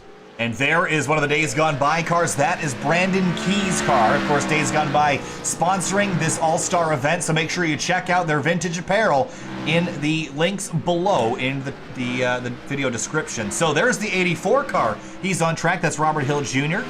Mark VR on that machine. Great looking car. That paint scheme's changed since the last time we saw it. Johnny Thomas is out here as well in his belly up sports car. That's the paint scheme game. We said this earlier. How good are these tonight? Yeah, I was gonna say, I think this league definitely takes the cake when it comes to paint scheme. Almost everyone in the field has a paint scheme that was definitely worthy of actually being on a race car. Really solid job. Well, there's someone upside down there on the back straightaway, but there's Dylan Thomas's 03 car. Yeah, and That's so Wu Tungsten on the car. And so once warm-up finishes, we're going to be going straight to the race. The field order is going to be set randomly for these guys, and whoever wins this race, and this is what I love about the way this format is being run tonight. Whoever wins the race, they get the option, if they wish, to start from the back of the field in the feature. And if they win, not only do they get the $100 for winning the All-Star race, they get an extra $100 on top of that. So there's no reason why you wouldn't do that. It depends on how confident they feel. And here's the interesting thing. I don't care how confident you are. Start from the back. At least you have the chance. Yeah, and here's the thing, too. If you decline that option, it goes to the next driver down until someone accepts it. So someone's going to be in that position out of this 14-car grid that'll be, eligible for that. And if they win the race, you got to take them $200. That's pretty cool. Again, if you win this race and you don't start at the back of the field, I mean, come on. Yeah. At least you have the shot if you do it, and you don't give the opportunity to somebody else. But Jeremy Mayfield right now, 11th in the warm-up here. Dylan Thomas still at the top. Tate Lytle's 56 car, slow and rolling on the front straight. He's out here in second. Then Scott Crump's 51. Landon Huffman, we mentioned earlier in the 75 car, he's 4th. Robert Hill Jr. is in 5th. Josh Adams, he's in the Protect car, I believe. There he is. Beautiful looking patriotic scheme. Of course, the Brave like Wyatt on the tail bumper of that car. And just looking down the order of the guys in this event, we haven't covered the series in quite a while, but not too surprised with the names that we're seeing up here in the mix. Yeah. This is pretty much where we left off. These guys are at the top of the board. So again, Corey Silva and Brennan Kreutz have been streaming this season for us because we got double scheduled with 3 Wide Racing League, but we streamed Daytona and also Phoenix Raceway, which was the third round of the season. And you mentioned it, a lot of the names are very similar to what we saw at the beginning of the season. There is a very excellently themed Belly Up and Days Gone By car on Tate Lytle's machine, very retro in style. I really dig the incorporating the logos. This is like what we saw with the Chris Cup series the other day. Yeah. I'm not sure if people know, but there's a racing series out there called the Chris Cup series, which is literally all guys named Chris, and they changed the sponsors to all say like Chris Cola and I don't know what else. Give me an option. Or Here's the interesting thing too, that I forgot who it was exactly that pointed out in our Discord. I remember seeing those paint schemes. Essentially, the idea started from a guy on Reddit who was just out of boredom under quarantine, just changed all the sponsors on a lot of Cup Series paint schemes, and just changing the title sponsor to Chris and like stylizing it into the whole 9 yards, and did a fantastic job. And that's essentially what inspired the series. Very unique series, I gotta say, out of a lot of stock car racing leagues. It really is. But we're here tonight for ERSCA PristineAuction.com series. Again, the sponsors that are helping the series exist along the bottom of the screen. If you haven't checked out their links in the video description, you should be doing that right now. We got a couple minutes until we'll be going green. Mayfield gets in the fence on the back, front straight rather. There's Brent Wentz in the 72 car. We've seen him around here before. Of course, more on the Elite Racing League side of things. But down to the racetrack for gridding. Lineup already set here, and Landon Huffman and Josh Adams will be sharing the front row. Then Tate Lytle, Scott Crump, Massey, Johnny Thomas, Robert Hill Jr., Vincent Isabella, Brandon Key back in 9th alongside Kenny Lowry's number 22. Then Joe Francis, Dylan Thomas, 13th and 14th, Star Power, Jeremy Mayfield and JJ Yaley, and Brent Wentz bringing up the rear here behind those two. Get all completely randomly set for these guys. Interesting order nonetheless, with Huffman up in front. Adams, I think, with the 95, he's going to be having a field day being up in the front. He's a pretty fast driver. We've seen him pretty much everywhere on the iRacing side, and he's so good. Even in behind them, too, the 56 Tate Lytle also up in third, another quick driver. Actually, I mean, really, in general, there's a lot of quick drivers up in the front of the field. Which one of them is going to win this race, I think, is going to be the more interesting. So, waiting for Kenny Lowry to jump on the grid. I don't even actually know if Kenny Lowry is he in this race? I don't think he is. He shouldn't be. Right, so I don't think he's going to grid, but he is in the session, so it's going to move, or wait for us to grid here a little bit longer. But Landon Huffman out front, waiting to go green here in his Dash Threads number 75. Another good-looking paint scheme. He might have joined to spectate. Yeah. That could be it. Could be. Field rolling off here for one of two pace laps. So we'll let the grid scroll along the bottom of the screen. It's Huffman and Adams on the front row like we mentioned. And now, all the drivers that were in the open race, including the fan vote driver, are not going to be in this race. This is just setting the grid for the drivers that were not in those open events. But as soon as this race is over, we're going to re-rack them and restack them for our feature event here tonight. Towards the tail of the field, the 13th place car, that is Jeremy Mayfield. And again, this car. Yeah, I can stare at this is a timeless color scheme, yeah. This kind of lime green and red. Yeah, and it really is. It's a really simple paint scheme. It's literally the entire car is in red with the green accent on the splitter and the green number up top, and that's pretty much it. You get also the nice little, I guess, the black, whatchamacallit, what's the side skirt. There you go. There's the word you're looking for. All right, coming to the green here. Landon Huffman on the inside lane has the pole. Joshua Adams on the outside. ERSCA Series, PristineAuction.com, Days Gone By All-Star Race. This is the Trophy Dash. Green flag flies, we're racing here at Myrtle Beach again. 95 real tight with Tate Lytle at the exit of turn number 2. Drag race down the backstretch for the first time. Lytle, Crump, Massey, the rest of your top 5. Robert Hill Jr. to the inside lane, and this is for Vincent Isabella up top. Little loose, little slipping and sliding here. Look at the 48 of Massey to the inside lane. Sliding up underneath Scott Crump. Couldn't quite get the nose in there. And still guys get in the back. Whoa, he's on the 84. Robert Hill gets sideways. Same thing with the 03 of Dylan Thomas. He's able to save that car. Get back in line. Guys not in line. There you see the 95 Adams working around Tate Lytle. Actually, Lytle working on past the 95. He'll move on in. Oh, pumping deep. He's going to turn Adams around, and he'll spin up the racetrack and try to keep it off the wall. He'll just touch it as the caution comes out, and the rest of the field scatters to try to miss him. From the top of the board all the way back down to the bottom for the 95 of Joshua Adams. Not going to be too entirely thrilled after going from third The 14th. Again, this race is so short, you really don't have a lot of time to mess around, and Adams was running up in 3rd place right behind Tate Lytle, and the 51 just gets in here too deep and turns them around. Nothing much more to say about that. Did a really good job not damaging the car, though. Yeah, did a really good job slowing the car down. Only just nicked the right front on the wall. Shouldn't really do anything to him. If anything, he got more damage from the rear, the contact with the 51. Not off into the corner, and Crump, I feel like he thought he might have had Nick Massey coming up the inside. Oh, big curb strike there. I heard a car to the driver's left. Did you think Massey was going to send it? No, it didn't really look like that was going to happen. Yeah, I think just miscalculated, sent it in too deep. A little bit of contact there between Johnny Thomas and Nick Massey, as well as the 51, trying to miss the spinning race car. And Massey always run these Jimmy Johnson-inspired paint schemes, but this one in particular, for me, this is my all-time favorite Jimmy Johnson scheme. The paint schemes for Lowe's really fell off in the last few years. I'm not gonna lie.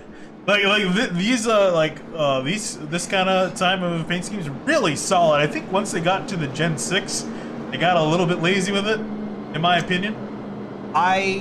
There's something about the silver and black combination with the yellow numbers. Yeah, the cobalt schemes are really well done. Makes this car pop so much. And I again, this is my favorite. I don't associate Jimmy Johnson with this scheme, but this is my favorite scheme of Jimmy Johnson. So cool to see that running well tonight. So Jeremy Mayfield up 1 spot after passing the stricken car. JJ Yaley's up a few. Started in 14th. He's now up to 10th. So a good run forward for him so far. A little bit of damage on the... Can't really tell if that is the way the hood is supposed to be. No, I don't think so. No, it's a little bit dented up. Just slightly. Won't affect anything. This has been pretty elbows out tonight. We've seen a lot of good racing, but we're far from over. As soon as this race completes, we have the feature event at the tail end of the night. The feature is a 125-lap race with 3 stage cautions, or 2 stages, with 2 stage cautions, 3 stages. How that works? You have 2 divisions.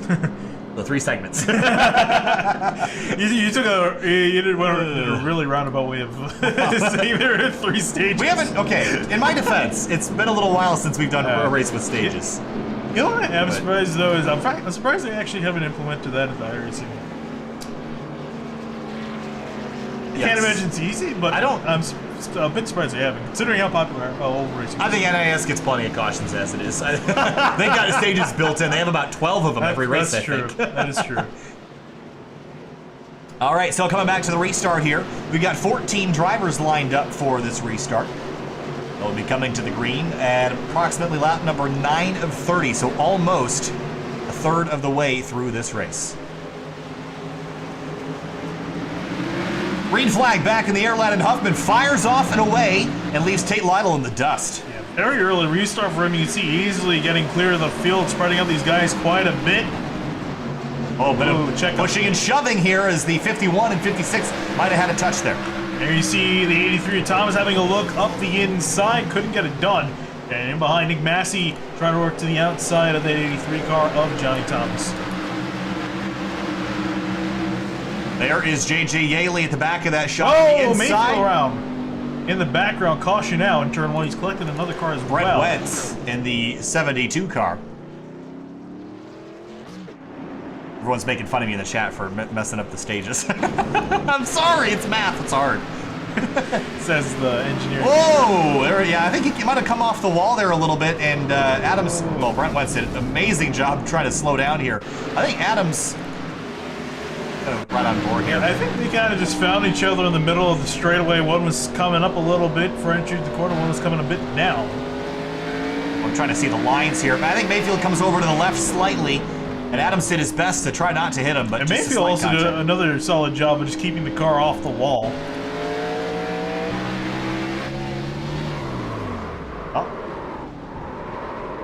He's a professional race car driver, and I'm sitting here behind my computer in my apartment. So. A little bit of damage to the 19, but nothing to scoff at. It's fine. Ain't gonna affect anything.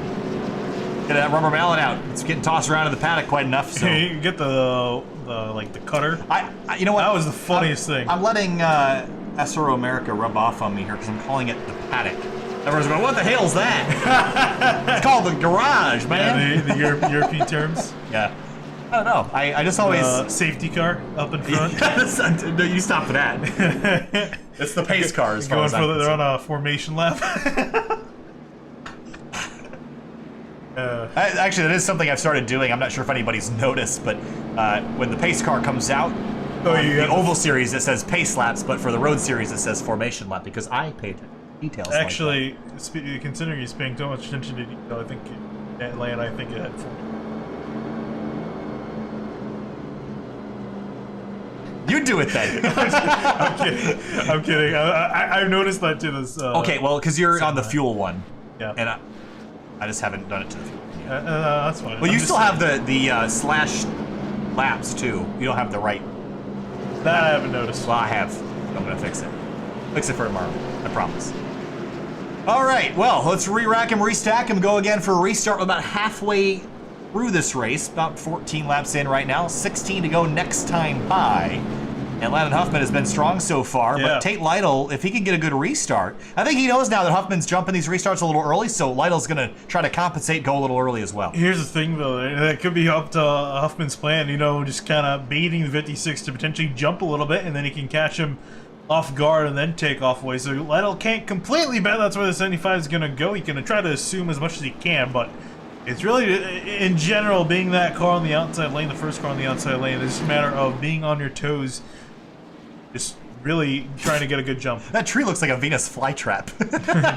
It does. Is that the only palm tree in the infield? Yeah. Yeah.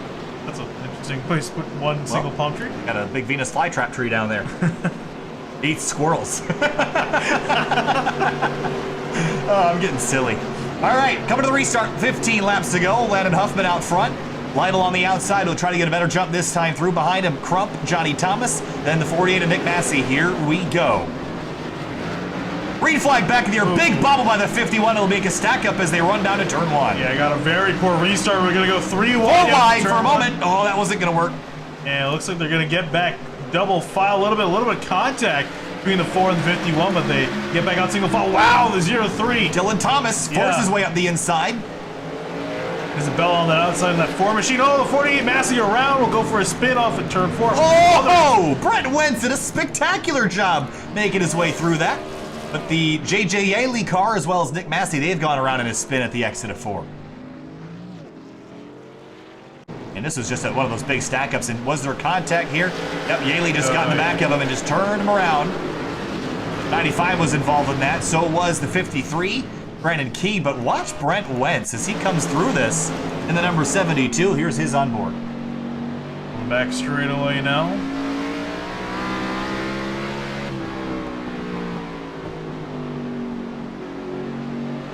Big stack up. He's going to go to driver's right. Woo! Oh, yeah. And he hit the wall rather than let the car hit the tire, which is ultimately a good decision. Yeah, I think that was for the best for him to make it out of that incident. Back in 13th, though. 53 car's got a lot of damage on that car. That is Brandon Key. And, well, when Days Gone By said they sold vintage racing apparel, I was kind of hoping they didn't mean long enough ago that cars didn't have bumpers yet. But Brandon Key will have to go to grab himself a new Camaro bumper. Eventually they can get it back on. Only you can get that fixed up that much in time. We'll definitely try. At the front of the race, Landon Huffman has continued to lead this event. Lytle back in second, but Johnny Thomas has put himself into third place. They're liking this belly-up sports car. I think he's in a very good spot on the restart. If he can just keep up with Huffman. Huffman's been going real early in these restart zones. I have to imagine Johnny Thomas is trying to figure that out. But maybe Huffman is already ahead of that and is adjusting his restart position to try to mix things up just enough to confuse everybody. Yeah, we saw him change that. And did catch 51 of Crump off guard quite a bit. And a very poor restart on the last restart. So, see if anything happens. Johnny Thomas now in that position and behind. Looking for the Venus flytrap tree. I don't see it. It's behind us. Oh, there it is at the bottom. Hey! Got a glimpse of it. Actually, is it in my B-roll? I didn't see it in my B-roll. Did you do anything in the... Yeah. or pacing. We'll see if we can catch the Venus flytrap tree. Oh! Yeah, there it is. Where? I missed it. It was there. It was there. I'll trust you. All right, 1 to green, coming back to the restart here at Myrtle Beach Speedway. 10 laps to go this time through. It will be 9 laps to go. Well, what do you got winning this thing? Oh, I'm gonna be boring the 75. I mean, he's been looking pretty strong. No one's been able to take it away. I would like to say Tate Lytle, the 56, has got something, but I haven't seen anything yet. Has yet to make an attempt to pass off. Well, we'll see if he's got anything on this restart. You make it seem like speed is going to matter here. I think it's going to be you're going to be throwing a bowling ball down in the alley here and trying to knock over the pins in front of you. Here we go. Green flag back in the air. Oh, 9 laps to go. Stack up again behind him on the restart. Yeah, again, seeing car 51 of Scott Crumb. He's going to get forced out. There he gets turned in turn number 1, and everybody scatters to try to miss him. And caution is out. You got help from the 03 of Dylan Thomas. Ooh, pace car almost hit him. And this is just, he's been having really poor restarts. He's got to clean these up if he wants to have any chance of getting this race under. And caught the wall as well as 03 made a move up the inside, try to avoid, and then flipped him around he went. Wow. Everyone did a great job of avoiding the car. What was that? Was that Josh Adams that just squeaked by? Right on board with Adams right now. Oh, yeah, he's lucky the 51 held his brakes.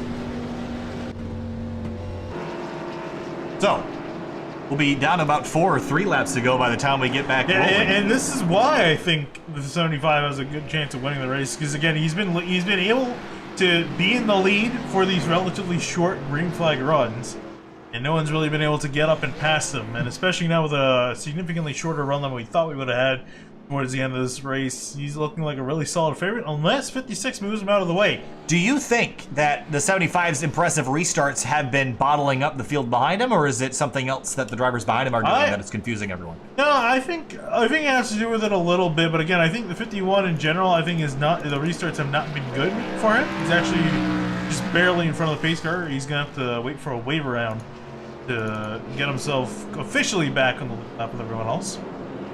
Saw the 53 of Brandon Key getting his lap back. He'll be back on the lead lap at the tail end of the field in 13th place. Jeremy Mayfield up to 9th. J.J. Yaley up to 7th. And these guys are technically fighting to sort themselves out for the order they'll be running at the start of the feature race. However, I think really the main prize up for grabs is, again, the driver who finishes in first. They'll get the first opportunity of accepting if they can go drop to the back of the feature field and drive their way back up and win. They'll get an extra $100 along with the 100 they'll get from winning the also race. And it's $200 potentially on the line. Whoever wins this race. And Huffman, I'm curious if he wins this race, if he'll take it or just pass it on to the next driver, because he doesn't necessarily have to take it. It's definitely a very tempting opportunity, but you never know what's inside some of these guys' heads. Well, I think they're going to be pretty clouded after the rubber mallets have been tossed around a little bit down there. That is the perfect weapon for a NASCAR garage. Are they going to add that? Is it going to be like DLC? Yeah, DLC. You put skins on your rubber mallet. And start throwing hammers at each other instead of fists. Fist overrated. Melee combat and iRacing win. I want that so bad. I'm surprised we haven't seen... I have to imagine there's been something's had to happen in the past where someone's taken a hammer or something, trying to hit someone with it, hit another driver with it. Well, I mean, they do it with the cars, which I would argue is almost better than a hammer. True. A car is just a hammer that you can control better. The closest I think is like when we see guys throw helmets at one another, but that's, I think, as far as that's gone. Throwable objects. All right, well, coming to the restart here, it'll be 3 laps to go. Huffman's already going and gone. Green flag back in the air for the ERSCA Series. Pristine auction. Yaley around. And Mayfield around. The star power is in the wall with 3 to go. I don't think we're going to see caution for this. Will remain green. Slideways at the exit of 2. Look at the 4-car, Vincent Isabella on the outside, ruffling his way through Johnny Thomas and Dylan Thomas. And Landon Huffman out front now, 2 laps to go. The smoke has cleared. See, do they make it back to the white here for these guys in behind? It's Huffman up in the front. Whoa, big dive on Isabella, almost contact. There's Robert Hill Jr. putting a push to the back of the 83 machine, but they'll stay put. White flag this time through for Landon Huffman. He's 8/10 out front. For third place, it's a battle, the 4 of Isabella and the 03 of Thomas. Nose to tail, checkered flag waving for Landon Huffman. He'll win the Trophy Dash and get the opportunity to win the extra $100 from starting at the tail of the field in the ERSCA PristineAuction.com All-Star Race. And behind him, good runs to the checkers. Yaley and Mayfield will come back in 13th and 14th. Let's go back and take a look and see what we can see happen to these two drivers. Obviously, had a bit of a mix-up here. And they just both spun independently. Yeah, just got loose. And came together. I'm not sure if they've ever had a run-in on the real racetrack, but they can check that one, check that box if they haven't done that quite yet. But here is a look as Huffman drives around, celebrating this one. Here's a look at your race results for the Trophy Dash here for the ERSCA PristineAuction.com Days Gone By All-Star Race. Huffman, Lytle, Isabella, Thomas, and Thomas, your top 5. Well, the gap between, well, it just went away, but the gap between 6th place and 7th place, 82 thousandths of a second. Between 8th and 9th, Nick Massey and Josh Adams, that was 12 thousandths of a second. Real tight. Going to be a little while until we have the feature race, so hang tight for just a few minutes. We're going to take a short break. We'll be back with you in just a few minutes.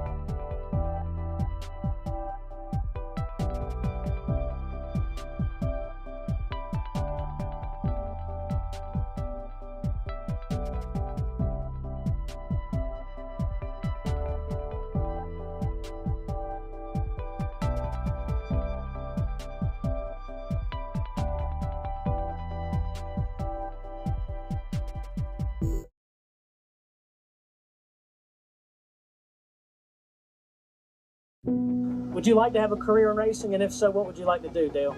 Well, I want to be a race car driver someday. That's, it's all I've ever known, racing.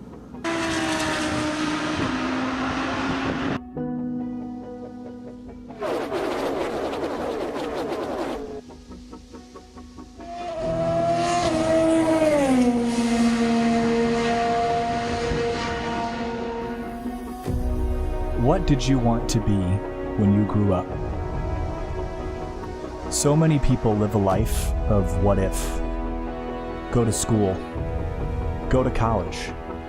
Get a 9-to-5. This is how we support our dreams, with a safety net.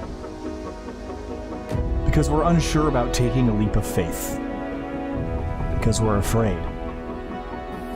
As we grow, we cross things off our list of dreams. We cut them down, make them realistic. Having control of things is reassuring. But for some, the rush of being out of control is what gives them life. Some say racing cars is reckless. Maybe they're right. Out of bounds isn't just cheating, it's cheating death.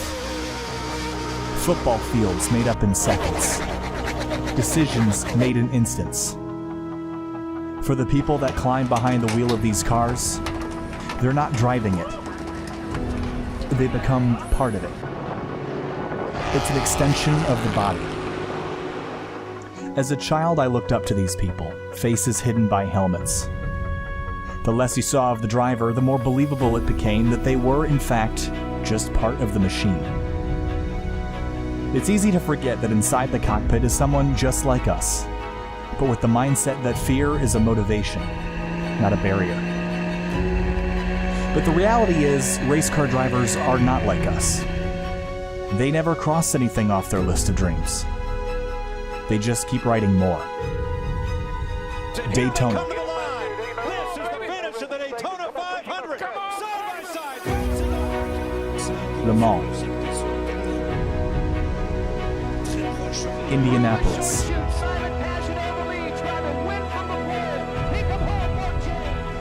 Monaco.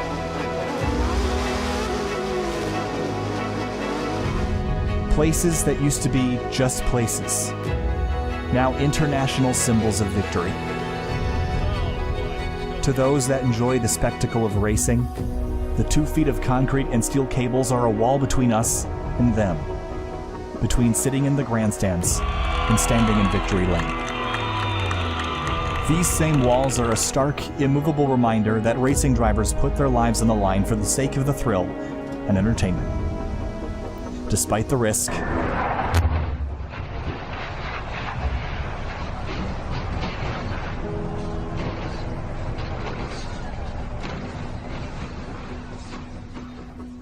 despite the heartbreak, Oh my gosh! despite the cost. There are some on the sidelines who are fascinated by the danger. They are fascinated by speed, fascinated by the undying desire to be just a little bit better.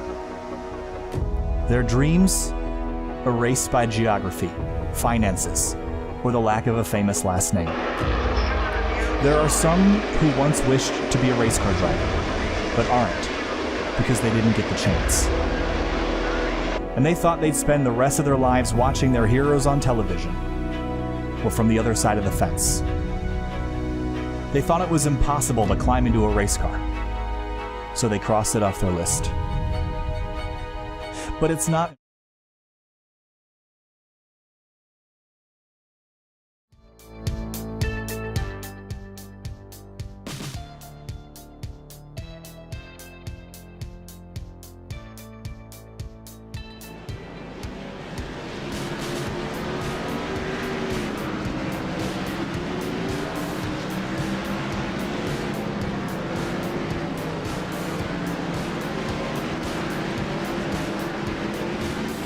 Welcome back live to Sim TV in the 2020 ERSCA PristineAuction.com series Days Gone By All-Star Race. It's time for the feature event, Finian. Over a 100-lap race, we've set the field, we've set the grid. We had our trophy dash. Landon Huffman will start tail of the field for an extra $100. Going to be a blast tonight. Very, very excited to get this one underway. But you're not.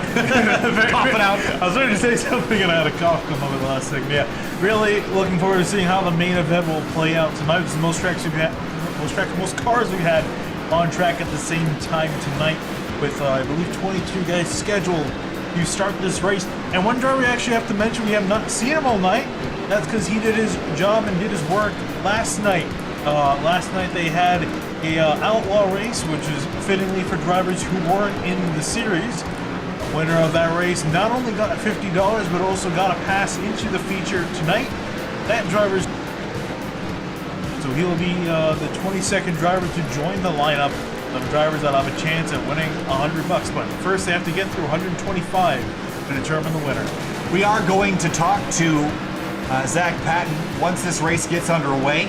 Don't want to bother him before the race because he's getting his head in the zone here tonight. Going to be a lot of fun. Chuck Sweeting is currently at the top of the board. Landon Huffman is second in this pre-race warm-up. Then there's Johnny Thomas. Our pro drivers, of course, J.J. Yaley and Jeremy Mayfield, they didn't really have the best trophy dash a couple minutes ago, so they're looking for some redemption here tonight. They'll be starting towards the tail of the field. And something tells me they're going to be really solid. They just need to get a little bit of luck and work their way up the grid a little bit. Yeah, and again, I think really it's going to be a matter, especially for this race. Again, we're going for 125 lap. All the other events we've seen tonight have been 30. So a significantly longer race, pretty much 4 times the distance for tonight. I think for a lot of these drivers, it's just going to be a matter of making it to that second, even in the last quarter of the race, to really effectively do something and make sure that car is in one piece. So with practice almost complete here, here's a look at our weather conditions as it's about 80 degrees on the track surface, a touch warmer than it was in the open races earlier tonight. I'm not sure that's going to affect a whole lot. No. Again, the weather's been pretty cool. The grip issues have been more from the setup rather than from the racetrack itself, but we have seen drivers struggling with both corner entry and corner exit grip. The cars seem pretty stable in the middle of the corner until you get rear-ended and sent up the racetrack by a fellow competitor. Yeah. We will have over 20 cars in this race. It's going to be hard to avoid getting taken out at some point tonight. Looks like I think we got pretty much everyone that was scheduled to run, so we got all 22 drivers here lined up, ready to go. But definitely, we were talking about the loose conditions. Again, that was by design, as they're talking. Johnny Thomas is talking about. They've been fighting a lot of tight conditions with the cars, so rather keep the car loose than tight, and it makes these cars a lot more of a handful for these drivers. But definitely shows the skill out of some guys and who's going to be at the top. We see a big crash out of turn 4. Chris Wright in the 69, he was one of the drivers that won his open race earlier tonight in the 69 machine. I would expect him to be pretty good in this race as well. He'll be starting up towards the tail of the field, actually. But got Chairgating Podcast on the side of that car. Nice. I just realized he's got Smash Mouth on the side of that thing. Didn't realize he had that, but glad I realized that now. And we'll indeed see if he's going to be an all-star. I'm ashamed that I didn't put that together. Yeah, I the realized all-star thing. Yeah, I didn't. As I saw it, I was like, oh yeah, that makes sense. Well, I made iced coffee earlier. I didn't get a chance to actually drink any. I think I needed to because I'm a little bit off my kilter, and I'm gonna have some after, even though it's gonna be like 11 p.m. I don't care. It's fine. I've been staying up till 5 a.m. anyway. Who cares? Anyway, 16 seconds left in practice here. Jeremy Mayfield back out on the racetrack, down in 19th position in the number 19 car. And Corey Silva, thank you so much to Corey. He has been hosting our live timing in recent weeks. There in the chat off to the right side of your screen is the live timing and scoring link. And that will bring you to a live timing and scoring of this event so you guys can follow along in real time with the event as it flies right now. So you'll have access to all the things we have access to behind the scenes here at SimTV. Thank you to Corey for setting that up. And appreciate him putting in the effort to get that sorted. We're trying to get that over on our website at some point this week, and I've talked to Corey about helping me get that there, so soon. For now, it'll be on primetimeracing.tv/live timing/post.php. Down to the racetrack here, Finian. About ready to roll through our starting lineup. Let's go through it.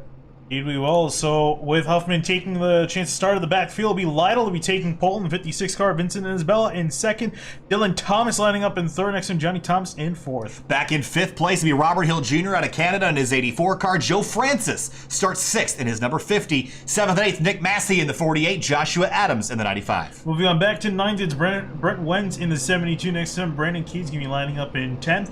Rounding out row 6 will be Scott Crump in the 51. Next to him, JJ Yell will be lining up in 12th. 13th place will be Jeremy Mayfield, pro driver, the number 19 out of Indiana. Chris Wright starts 14th in his 69. Then Johnny Parham in the 91 raced his way in. So did Adam Pettit in the 57 back in 16th. Looking back, Marshall Stanley is going to be lining up in 17. Next to him, Kenny Lowry in the 22 in 18th. Patrick Gaspar in 1986. Rounding out your top 20 with the 3, Zach Padden in the 3, your fan vote winner.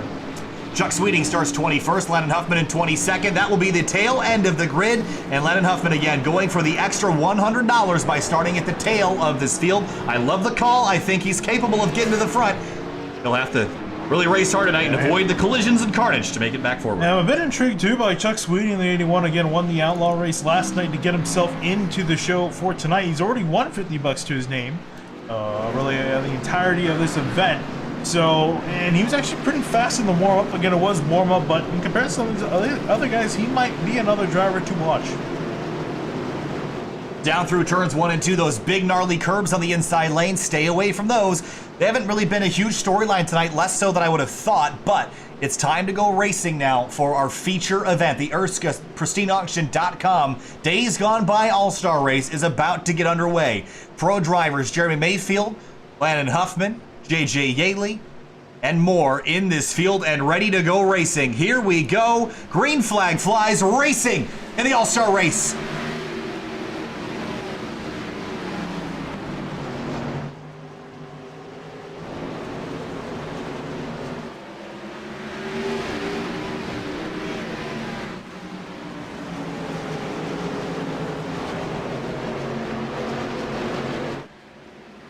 Lap 1 complete. Tate Lytle leads the way side by side behind him. That's Johnny Thomas on the outside. But deeper in the field, J.J. Yaley, he's up underneath Brent Wentz. Another one of our pro drivers in here tonight. Jeremy Mayfield has worked his way up into 14th and working on Brent Wentz as well. Some smoke up the road as everybody scatters to try to find a place in line. Yeah, that's really going to be the thing. Again, we've seen this track be very much bottom lane dominant. So a lot of guys fighting for that inside lane and just trying to get themselves sorted out in order here for the long run. Again, a lot of laps on play. Especially even for the first stage. Yeah, this race, again, we're going to go to lap number 46 for our first stage yellow of the night.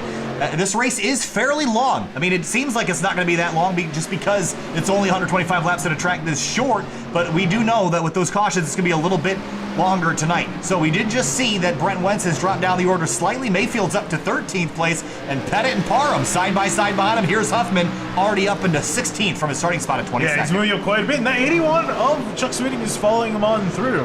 So both cars moving up from the back of the order, literally the back of the order, the last row on the grid, up to the front, slowly but surely. And taking his time, don't want to get yourself into trouble. Throttles back up to try to get around Kenny Lowry in the 22 car, unable to clear him, and he's got the 91 in front, so he's kind of boxed in for now. Back at the front of the field, though, Lytle leads the way. Thomas, Vincent, Isabella, 1, 2, 3. Wow, slipping and sliding is Nick Massey in the 48 car with the Wingman Sports paint on this vehicle. That is a hot-looking car. Indeed it is. Great-looking livery on that 48 machine, running fairly well at the moment. Up in 6th place, right in behind Thomas and right in front of Josh Adams. And you're wondering, where's your fan vote driver? Well, he started back in, looks like, 20th spot. He's actually dropped a spot into 21st, so not going forward the way he wants to, but we'll see if he can drive his way through the field. And Huffman's already through to 15th, now setting his sights on 14th place, Adam Pettit. But out front, Lytle continues to lead the way.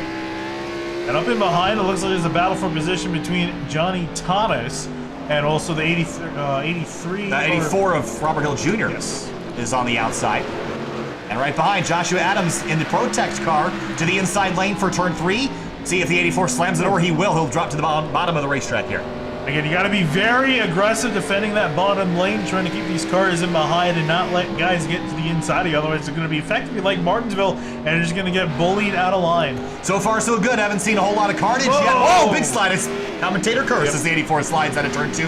Look at Huffman wheeling that car around Pettit at the exit of the corner, back there in 14th place. And he's got his work cut out for him to get to the front. I think for him, he's trying to get up to the front because remember, whoever wins whoever wins all 3 stages, they also get an extra $100. So Huffman, if he can do everything, if he can win all 3 stages, he'll be walking away with not 100, not 200, but $300 if he wins tonight. There's Nick Massey and Johnny Thomas. There is Wingman Sports versus Belly Up Sports, nose to tail as they head down into turn number 1. Robert Hill Jr. in behind in 6th place.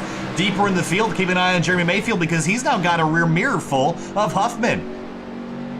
A little bit tight for Mayfield out of turn 2. Huffman in behind that green and black machine, gonna give a lane to the 75 of Huffman. I think maybe Mayfield knows he's not gonna be able to battle that 75 car, so through he goes. I think he knows that 75 was really fast, obviously in the last race they were in, being the Trophy Dash, so gonna let him on by. I think gonna give the same courtesy to the 81. For the lead though, not for long. Tate Lytle getting run down into the Brave Like White logo on the tailpipes. Thomas touches the wall at the exit of 4, but closes in down in 1 and 2. He's coming, he's quicker right now. And Zach Padden in the 3 up ahead, about to go a lap down. It's not been a good start for the 3 machine.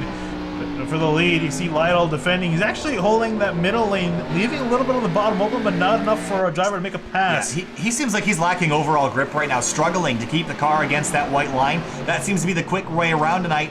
1 and 2, it's not so bad, but 3 and 4, we're seeing that car walk up the hill. It could be. It also could be him just trying to take it a little bit easy, maybe saving some tire, but not completely running down there. So this could be in the 56's game plan here. But these two moving in a world of their own at the moment. They're 1.2 seconds ahead of the next driver. That is Vincent Isabella in 3rd. Joshua Adams through to 6th in the Protect car. Then right behind him, it's Robert Hill Jr., Scott Crump, Joe Francis, and Chris Wright. Rounding out your top 10, Chris Wright started this race in 14th. He's gained 3 spots and going for a 4th with Francis in front. Francis on that outside lane, the black and white number 50 car. Ooh, almost gets a piece of the wall off at turn 4. Here comes 69 up the inside. Nice. And through he goes. Brandon Key trying to follow on through. Dylan Thomas. So close, but not yet there. Lytle's definitely going to give him a run for his money, quite literally, as he tries to get on by. And you see the 03 starting to drive off into the corner a little bit deeper, but that's, oh, trouble! Far around, and it's Patrick Gaspar at the exit. I believe that's in turn 4. Yes, it is. First caution of the night is out. Ending a solid green flag run we saw. 17 laps of green flag racing was to the inside of the 22 of Kenny Lowry and just drifted up and run into him. Yeah, hit the inside wall and then went to the outside. That was what we were talking about too earlier in the night, that inside wall there. Guys trying to take as much of an advantage, being as close to that wall as possible. Unfortunately for the 86, got a little bit too close.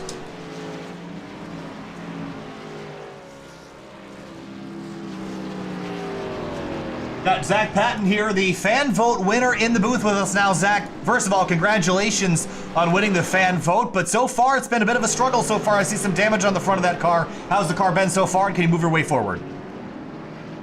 Yeah, I got a little loose coming out of 2 here earlier, and it just spun around. It was totally on me. I got into the gas a little bit too early. I was keeping a good pace there at the back. I was truthfully waiting on a wreck. I thought it would have happened earlier, you know, just kind of seeing all the action from all those heat races, as many wrecks as there was there. But everyone's doing a pretty good job right there. I'm kind of glad that caution came out so I could get this lucky dog, so I could hopefully work on this mistake. But I definitely got some damage here to the front of this car right here.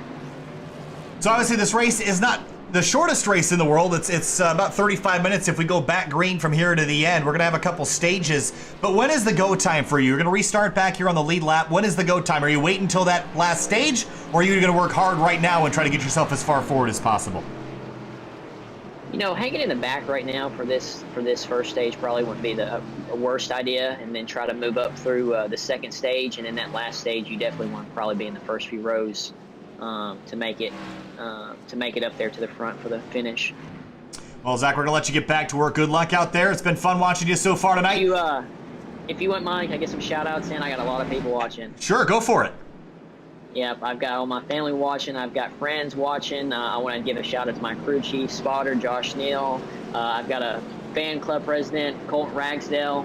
A shout out to him, he's watching. So yeah, they're all, like I said, I got a bunch of people watching, so I just had to tell them thank you for watching. Thank you everyone for voting, and thank you SimTV. So you got a fan club. I want one of those. Hey, Zach, we appreciate it. Good luck out there. We'll talk to you later. Appreciate it. Josh, tell me, where's the pace car at? All right, well, where's pace car at? I can tell him right now it's in turn 4. Yeah, I was going to say he's going to have to hurry and get back out there. This is kind of one of the, you know, at short tracks, it's a struggle to try to fix anything in your car because the pace lap is so short. Pace car is right back near you when you least expect it. Well, it's back a lap down. A lap down. Well, Ooh, here's the good news. It's going to hurt. Early in the race. We know there's a caution coming up in 20 laps or so. Not the worst thing in the world. I think it'll be all right. That's a little bit unfortunate luck there. Just got the lap back, will drop back in, but as you're saying, early in the race, he's got to hope that another quick caution comes out. Get a spot back. So top 6 did not come to pit lane. Everybody else came down for 4 tires and fuel. Lytle Thomas, Isabella, Adams, Crump, Mayfield, your top 6. Coming to the restart here, lap number 23. Green flag back in the air.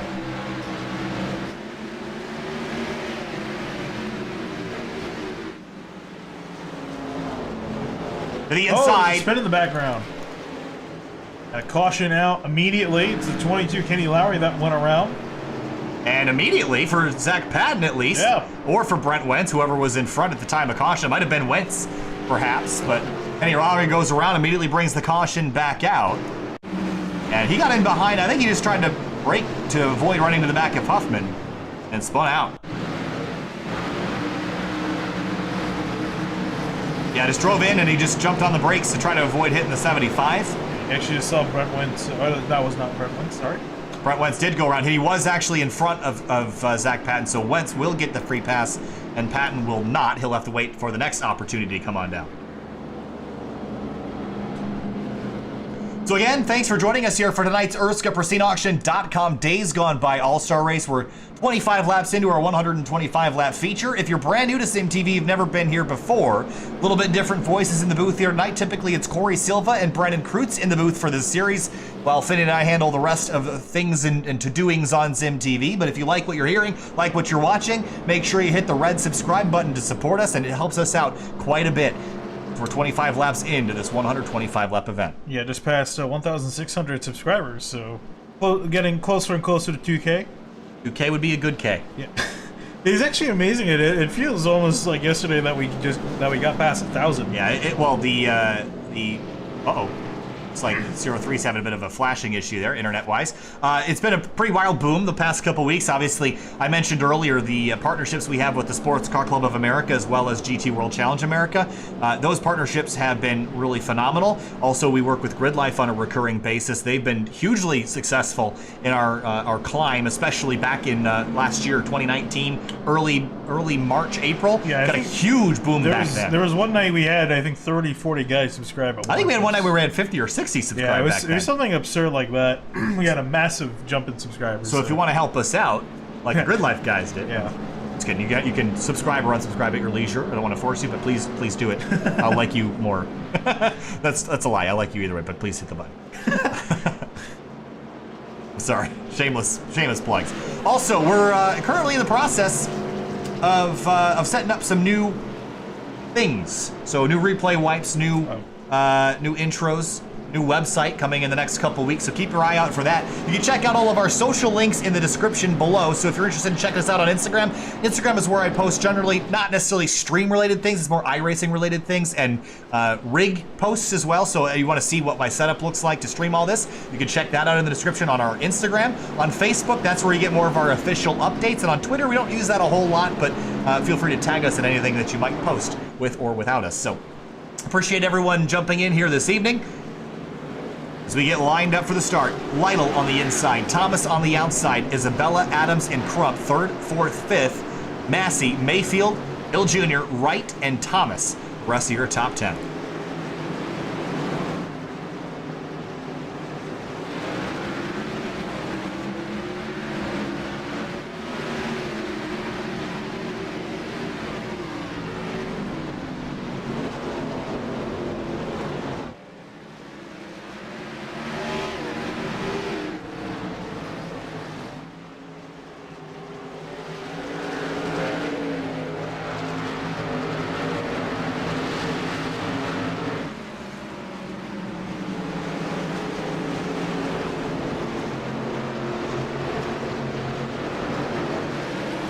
Good restart there for Tate Lytle. He will take the lead or keep the lead now. Look at Huffman, though, in 13th place. His progress has stalled since the yellow started flying, Finian, so he's got to get some green flag laps in here to get the runs and be able to make the moves. Here he comes to the back tailpipes in the 53 of Brandon Key and the 19 of Mayfield, but a big shuffle up in front of him as Massey in the Wingman sports car gets pushed out of line. The 84 Spark VR machine slipping and sliding on the apron. Yeah, indeed. We're about 15 laps away from the end of stage 1, so the laps winding down. And we see another caution come out for these guys, but these guys fighting very aggressively. You see Crumb on the inside, Adams on the outside, same thing behind them, Hill on the inside, Massey on the outside. These guys all fighting for that inside lane. 2 by 2 by 1 by 2. All for 4th spot right now. Crump has it. Adams wants it. He's on the outside lane. And the 84 of Robert Hill Jr. has a hole open to get up underneath that Protect car for now. Team trying to get that car, force that car up the inside, gets loose on exit, forcing the issue that allows Adams to get to the inside. You see Massey now trying to get ahead of the 84, but can't get it done. We're not going to try 3-wide, are we? Johnny Thomas thought about it for a second. We'll back out for now. He's definitely still young. See some patience showing, at least for now. Is he driving in jeans and a t-shirt, Johnny Thomas? Looks like it. I mean, I guess whatever makes comfortable. I guess so. Look at the Massey car out of line at the exit at turn 4. Going to drop to 6th as the 84 gets a solid run up the inside lane. Good battles here through the midfield. What phenomenal racing, by the way. This is a hard track to race green flag out with this many cars. They're doing a good job. They really have been pretty much for the entirety of the night, especially in the open races. Saw some really good action. Still seeing it up at the front as the 03 Dylan Thomas working up the inside as Lytle smacks the wall on the front straightaway. Yeah, mistake by Lytle. That'll let Dylan D. Thomas in the lead, and through he goes. Top spot for the 03 car on the back straight. Behind him for 3rd, Vincent Isbell is there. Look at this massive group of cars in turns 3 and 4. But watch out for a stack up, though, getting really tight.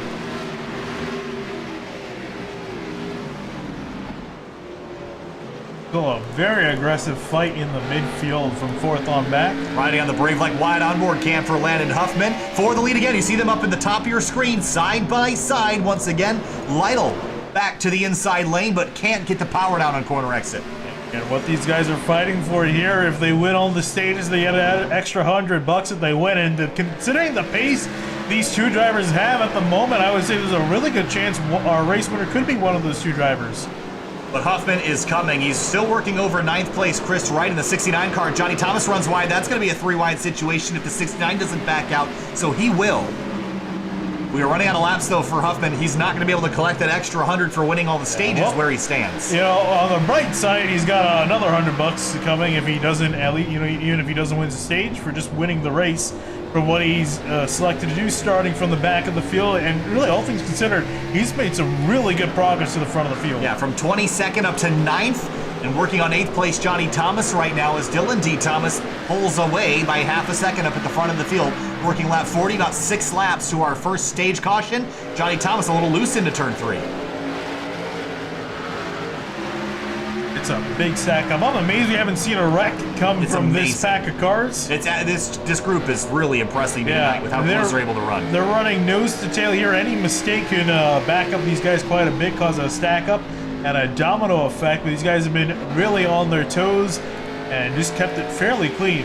And here we see now Hoffman make a move up the inside of Robert Hill. 3 wide for a moment, unable to complete the pass, can't get power down, cutting it that tight on exit, but he is so close to grabbing 7th. He's now gained 2 spots in the last 5 or 6 laps, going for another. Meanwhile, Tate Lytle has Nick Massey on the back bumper here. Massey was as far back as 6th on that restart. He's clawed his way back to 3rd. And, you know, I'm not sure if it's a big difference, but it might be a difference. Massey came in as the highest running driver that came in for tires. Well, easy move on by 56. Now, for Tate Lytle, who's been out since the drop of the green flag, Massey, it's about a 20-lap difference. That is significant. I know there was a couple of yellows there, but I'm sure Massey's tires are helping. Not sure if it's going to be enough time with 3 laps until the stage, You can see Lytle's been shifting further and further on back, just hanging on to that car at the moment until that stage comes out and he can finally get some new tires on that car. Huffman now looking for 7th spot again on the 84, unable to get to the inside. Johnny Thomas is going backwards like Martinsville. He's stuck on the outside lane. That's Chuck Sweeting to the inside. No one's been letting him in line. There's an 81 car. He's also made some solid progress from 21st up into 10th. He gets on by the 83. White flag this time through on the stage. See Huffman go around the outside of the 84. That's a power move if I've ever seen one. And he complete that pass, though. We'll be able to see the caution flag this time through as Dylan D. Thomas continues to lead in the 0-3. Massey closing 2/10 back, but the caution is out. And with that, we'll give Zach Patton the free pass and move him back on the lead lap, which is good timing because there was a couple drivers that were not too far away from getting put a lap down to the race leader. Yeah, a few guys are getting close within 5 seconds of the leaders, but for Dylan Thomas, will win stage number 1. And that was close, too, because Massey was crashing quite a bit. So definitely seeing, you know, tires middle of the stage or, you know, with around 20-lap difference, it definitely means quite a lot. As everyone's coming on down to pit road, get some 4 fresh Goodyear tires on their cars to get back out there. 4 Mr. Feelgoods, as they say, and they're going to feel pretty good once they get them on here. I'm not seeing anybody try to stay out of this. Is everyone really should be on the same strategy at this point? Again, and we've only seen, what, 2 cautions, 3 cautions? So far? 2, I think. Yeah, I think 2. Well, this one would be 3rd, I think. Yeah, I don't really count. It doesn't matter. Yeah, in the middle of the stage, 2 not planned cautions coming out. So it's been a fairly green race, so you're going to be putting a lot of wear on these tires, but we see the race off of pit road. Some strategy. Chris Wright. That is a 2-tire stop for the 69 of Chris Wright. Everybody else took 4. I'm seeing Jeremy Mayfield coming out with no stop recorded, so I'm not sure if he didn't get in his box. But a 33-second time on pit lane with no tires taken. I think he might come back on down, might have missed his stall. Or he's going to stay out. But for the 69 of Chris Wright, I think that's a decent call. I mean, you definitely got to come down, at least take some tires, at least take the right sides.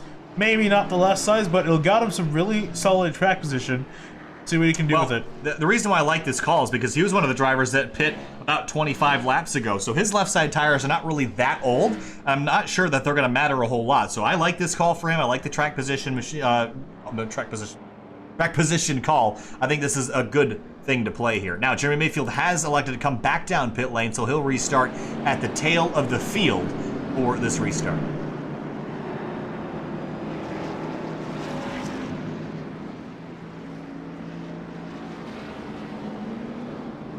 Really starting to see, I think, the guys we need to keep an eye on. I really think it's our top 4 drivers, Chris Wright, Nick Massey, Dylan Thomas, and Tate Lytle have both shown really solid pace. This messed up template on JJ Yaley's car reminds me of those girls that do the makeup where there's like 5 different eyes. You ever seen, like, they paint eyes on their face? I don't watch a lot of makeup. Do you watch a lot of makeup?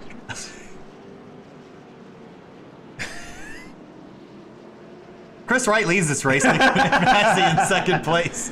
Dylan Thomas will restart in third. He was the leader coming into the box, and he'll be on the inside. Tate Lytle will be on the outside of row number 2. Back of the field, Johnny Parham was one of the drivers that qualified his way in. Oh, wow, he's got a massive amount of damage to that rear end. Has.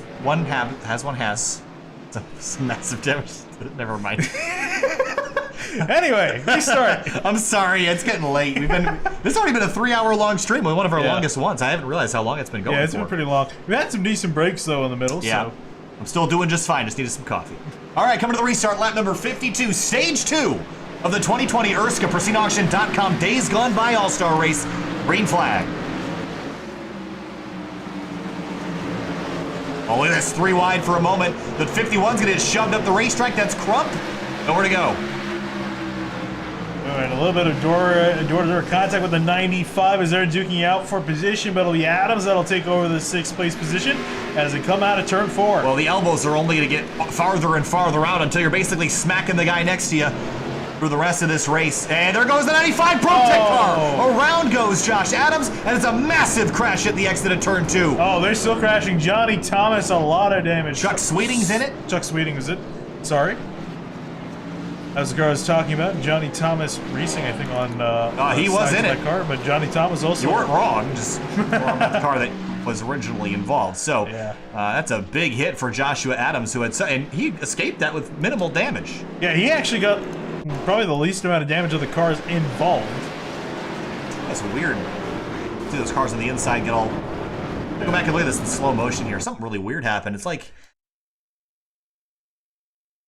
this car. It's almost like he got loose. But watch the left front tire. It's like, oh, he gets the curb there. Yeah. He already got loose after made some contact with the 51. Out the 75.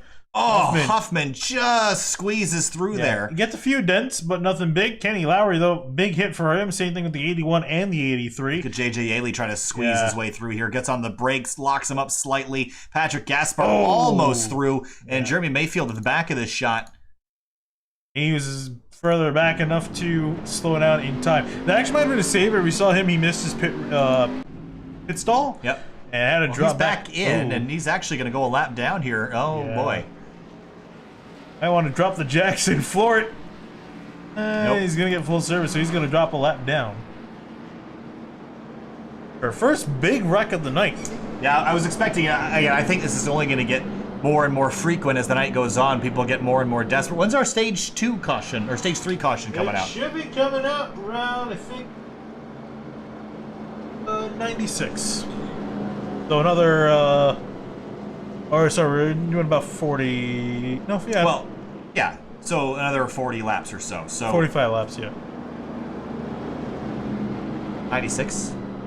We went from lap 51 to 46. Ah, okay. So another 45, 46 lap run. Until stage 3 starts. Mm-hmm. Okay. I was thinking about when the caution. Oh, yeah. So that's right, 40 laps. Yeah. So then, and then the last stage will be a short 25 lap sprint. Oh boy. I think we're going to want a couple of them up there, I would imagine.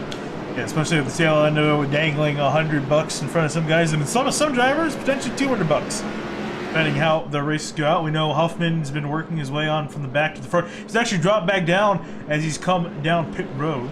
Yeah, this repair is that smart car. because I don't think he was in a position to really win the stage. You're better off just repairing the damage that you had. So he'll drop back towards 18th or 19th position for the restart here. Yeah, again, he was trying to get back to the front pretty quickly to potentially get that extra $100 for winning all the stages. Didn't get that done, so now he's just looking at getting the race win. So he's trying to set himself up here for the long run.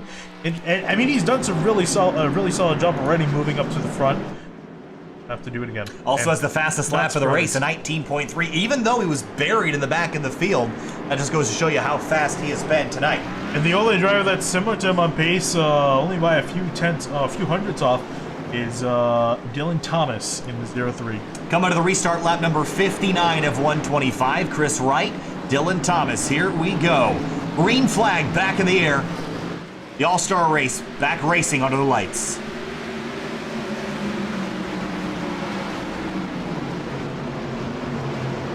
Nick Massey to the inside of Tate Lytle. He'll muscle his way by. Lytle really tight at the exit of 2. He'll lose a couple more spots here. Yeah, and Isabella working up to his inside. Couldn't get it done. He's going to sit in behind Lytle. You see some guys getting stacked up in the midfield. Joe Francis got the wall out of turn 4 in his number 50 Mustang, so maybe some right side damage there to worry about. But Nick Massey is really impressing me with the pace.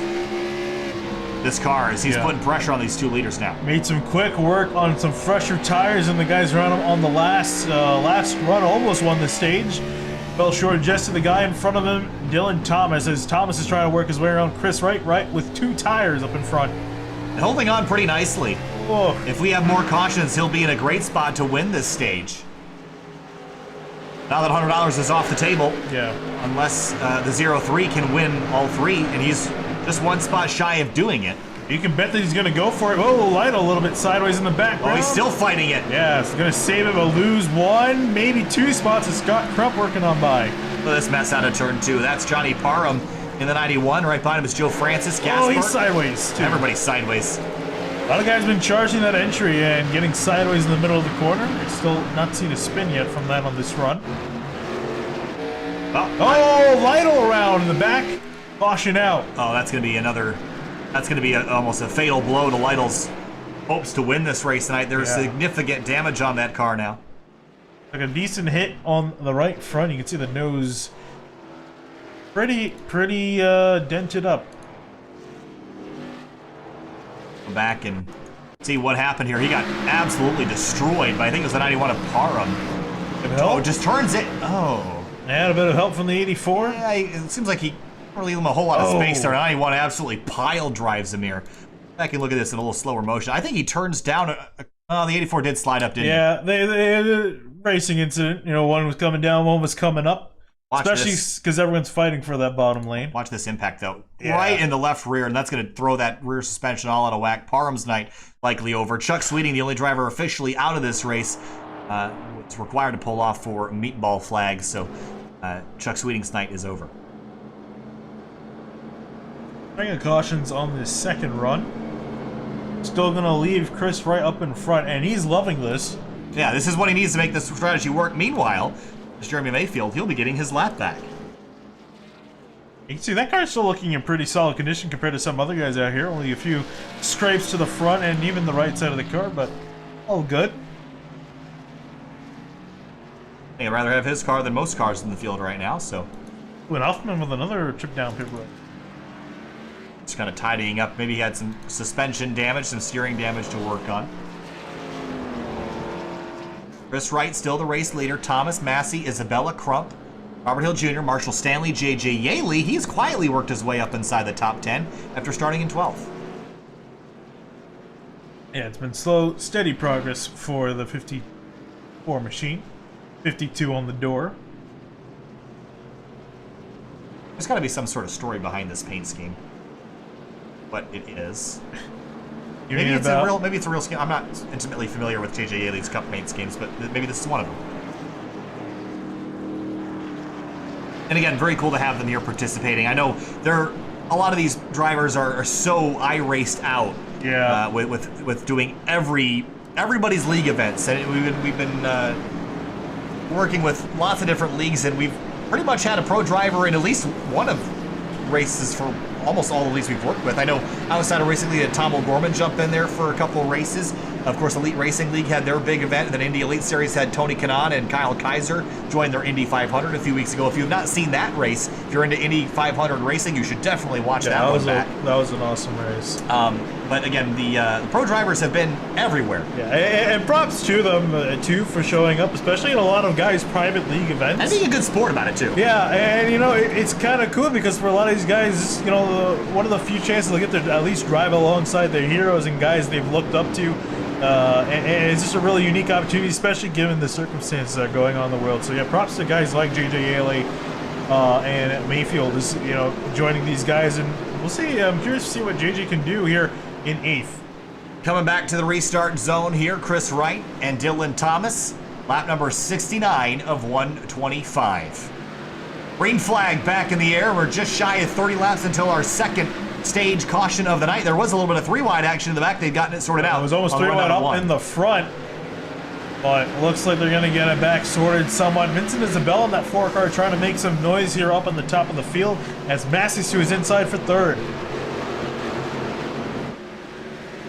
Behind him, look at JJ Yaley, and I think that's caution out in the back. Oh, it's Johnny Parham and Zach Patton involved. Oh, that's big damage to Patton's car, the fan vote winner. That race is almost likely to be very appended, if not over. And judging by the chat, too, I think there's going to be a lot of disappointed fans. Here's to see what happened here with the 3. Yeah, let's go back and force out what had potentially been the issue here. So right in front of him is Johnny Parham in the 91. And Patton drives into the corner and drives into the back of the 91, sends him around. I think he tries to turn left to miss it. He gets hit by the 72. That's Brent Wentz. That's what really does in the 3 cars. That kind of backfired on him a little bit. I'm not sure if there was something that led up to that. No, I think he just dove in too hard into turn 3. And unfortunately just clipped the 91. Drove in really hard. Yeah. I maybe miscalculated the left turn in. Didn't quite get it as far rotated as he wanted. There's Jeremy Mayfield squeezing on by. See if the 3 can get that repaired and get that back out there. Or somewhat repaired and get that back out there.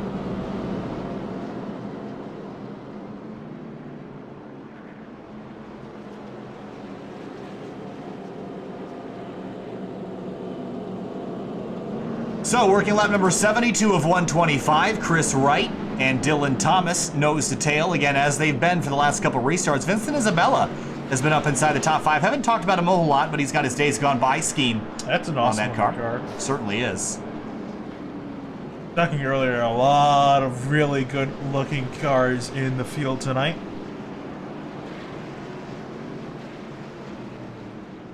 A lot of guys up in the front, their cars, you know, besides the paint scheme, as far as, you know, dented fenders, their car is also looking still pretty good. I have a dirty feeling it's going to change as we start to get into the later stages of this race as we're just approaching 50 laps to go. Joshua Adams was one of the drivers we expected to be a player in this race. But he's sitting back here in 16th and heads back down pit lane, so the spin and the crash he had earlier really hindering the performance of this 95 team. And I think he's just, you know, might as well come down pit road. He's the last car on the lead lap, so might as well try to fix that thing up as much as possible.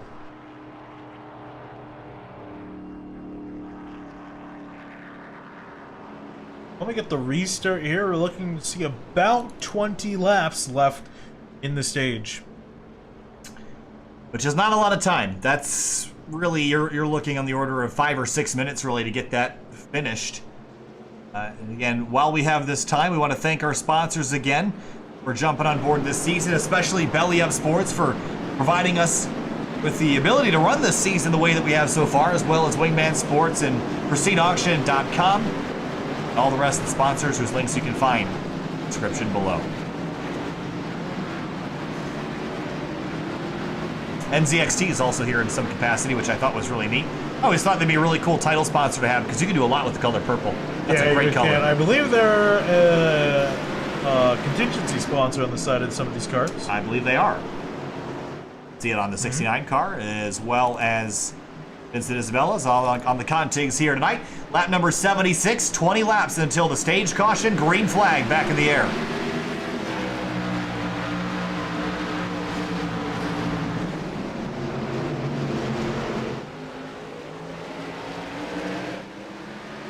4-car turns hard left at the exit of turn 2 to keep Nick Massey from being able to cross him under. Yeah, almost got completely clear of him last time on the last run, but the caution came out. They're still side by side, duking it out. A hard battle for third. Oh, rewind for a moment. Crump gets shoved onto the curbing. Big stack up, and there goes. There goes the 25 of Marshall Stanley. Caution is out, and up in front of him, everybody's scrambling to try to get control of their cars. And Huffman through to 11th through all that. Yeah, I was going to say, he almost got wadded up in that, had a great job sneaking his way on through. But yeah, I was kind of expecting a domino effect from that with the checkup from the 51. Here's a look at the replay, the 25. That stack up. Got turned from J.J. Yaley, and he went for a loop. And look at Huffman. In contact there, but he shoved his way through to a 12th place position. Let's ride on board with the 75 car.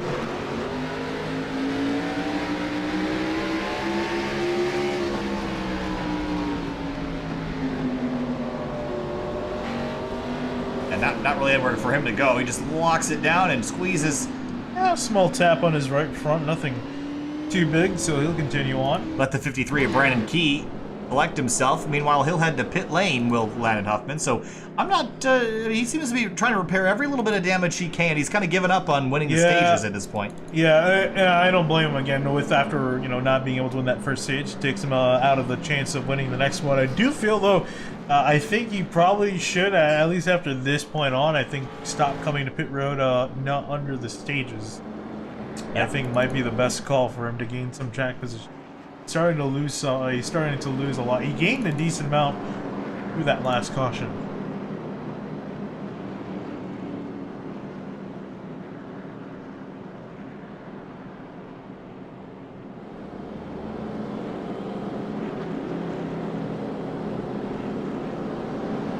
J.J. Yaley, currently one of the top running pro drivers here tonight in the 54 car, started in 12th. He's up to 9th and has been running up inside the top 10 for most of the night. Something tells me he's got a little bit more pace if he could just stretch his legs here on a long green flag run. Yeah, really should, especially as you approach the later stages of this race. Is really when you got to start stretching your legs and really showing what you got. Especially now as we're looking at 45 laps left to go in this race.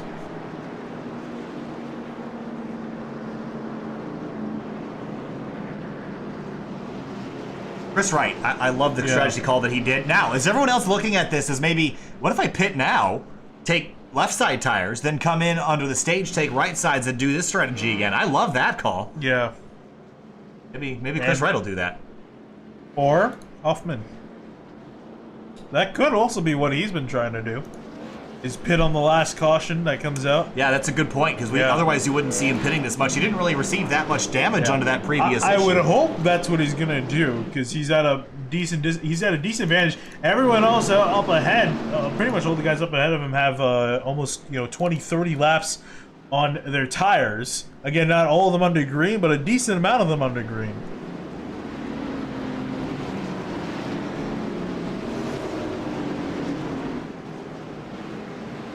Coming back to the restart this time through, closing in on 40 laps to go. And Chris Wright, Dylan Thomas sharing that front row again. Wright's been nailing these restarts. We'll see if he can do it another time. Green flag back in the air, lap number 83. Fire off for Chris Wright.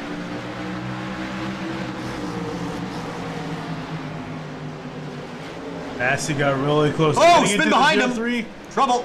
Oh, and a big crash in behind. The 95 involved, the 72 I see around. Was the 86 of Patrick Gaspar as another caution comes out. And Jeremy Mayfield had a bunch of front end damage on that, so I think he might have had a piece of this. As Joshua Adams, 72 of Wentz got into Josh Adams, sent him around. Jeremy Mayfield, there's the contact there. Parham also got a piece of that as well in his 91 machine. 72 just drives in there, just way too hot. Tags the 95, sends him around. Mayfield goes right to miss it. Tries to swing back left and tags the 95 in the right rear quarter panel. I see people pitting. All right, let's head back live. J.J. Yaley, Joe Francis, and really interestingly, Scott Crump, Vincent Isabella, who are notable front runners in this race. They've made their way on down to pit road. I think they're planning on doing what you're saying, Honestly, there's a chance they might not even come down on the stage. I don't think they have to. Well, here's the thing. We've seen this second stage be a whole lot messier than the first. If you stay out, you're going to have control over the restart. So you're going to get at least 2 or 3 laps free because of the restart jump. Now you're just betting, if you stay out, you're betting that everyone else behind you can't keep a hold of themselves for the next 25 laps. Because if they keep wrecking, the cautions keep flying, you keep getting that advantage over and over. I think this call is to stay out or to take 2 tires. I would not take 4 on this final stop. I don't care where you are or who you are.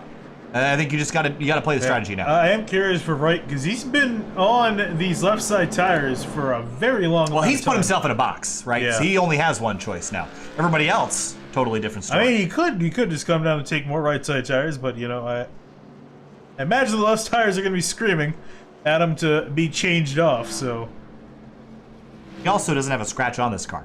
That is true. And that's not how this car is going to come across the finish line. Probably not. So. Especially I'm curious to see what Dylan Thomas is going to do because, again, he won the first stage, so he's the only driver in this field eligible for, you know, winning all the stages and taking home an extra $100 if he wins the race. So that would be $200 going to his name. So he's trying to get out in front of the 69 car before the stage ends, which is in about 7 to 8 laps. Yeah, it's going to be a restart, and then we're going to have 7 or 8 laps. If we get a caution after this, I imagine that probably will be the stage caution. Yeah. So that's going to kind of change things up a little bit because we get a slightly longer last stage if that were to be the case. Joshua Adams and JJ Yaley both on pit lane here. So looks like Yaley's going to sacrifice whatever track position he had left to put tires on the car.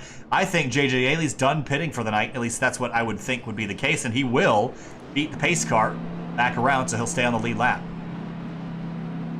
That matters, so will the 95.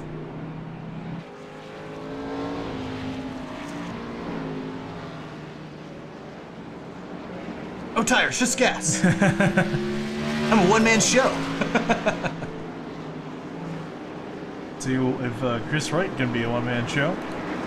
It pretty much has been for him in this stage. He's been the only one up here in front leading the laps in the second stage. I think he's going to try to continue that for another few laps. Here we go, coming to the restart this time.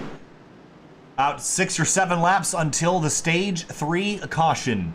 Here we go. Green flag back in the air. Chris Wright, Dylan Thomas, Massey Hill, and Brandon Key, your top 5. Massey with a good run through 1 and 2. Stack up behind. Crump way out of line.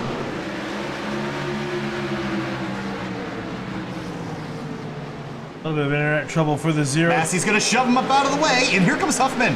Up into 7th place now, becoming a factor the later this race goes. Really showing his stuff here. Is moving up the order. Whoa! Contact the 57 around. That's Adam Pettit. And the caution gonna fly yet again. Yeah, I would imagine this, because if you go back green, it's going to be the stage caution time. I'd imagine this is going to be our stage 3 caution. We're going to take a very short break here. We'll get lined up for the restart in just a moment. Stay with us.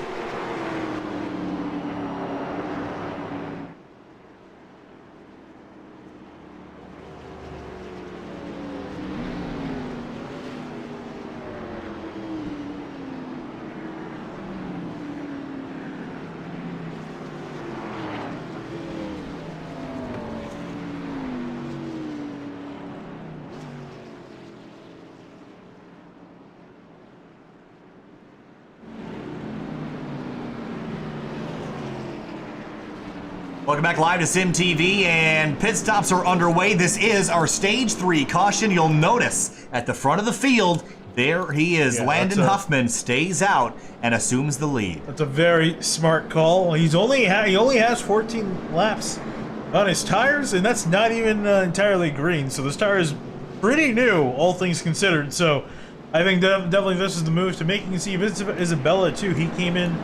Earlier caution, same thing with the 51 of Scott Crump, so they're all going to stay out and take the top few spots. Where does Chris Wright come out? Back in 11th. 11th place for the 69, and so does Dylan Thomas back in 12th, Nick Massey in 13th. We basically took the top half of the field and flipped them around. Now Chris Wright's got to fight through half the grid in the final 30 laps or so. That's a tall task, Vinny. I like what the 75 has done. I think he wins this race. Yeah, considering that was the official end of the stage, that's going to mean that Chris Wright won stage number 2.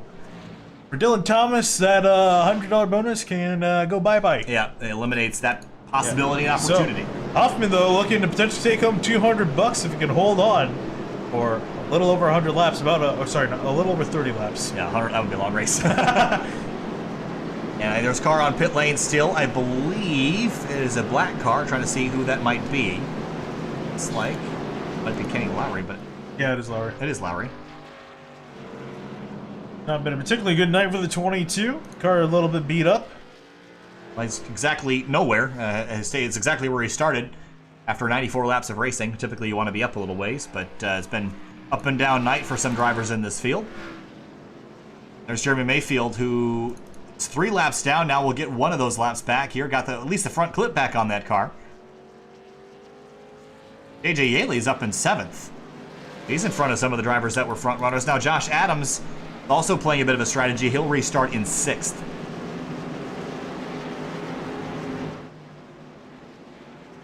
Well, I'm curious to see the 95. I still think he's got some decent pace.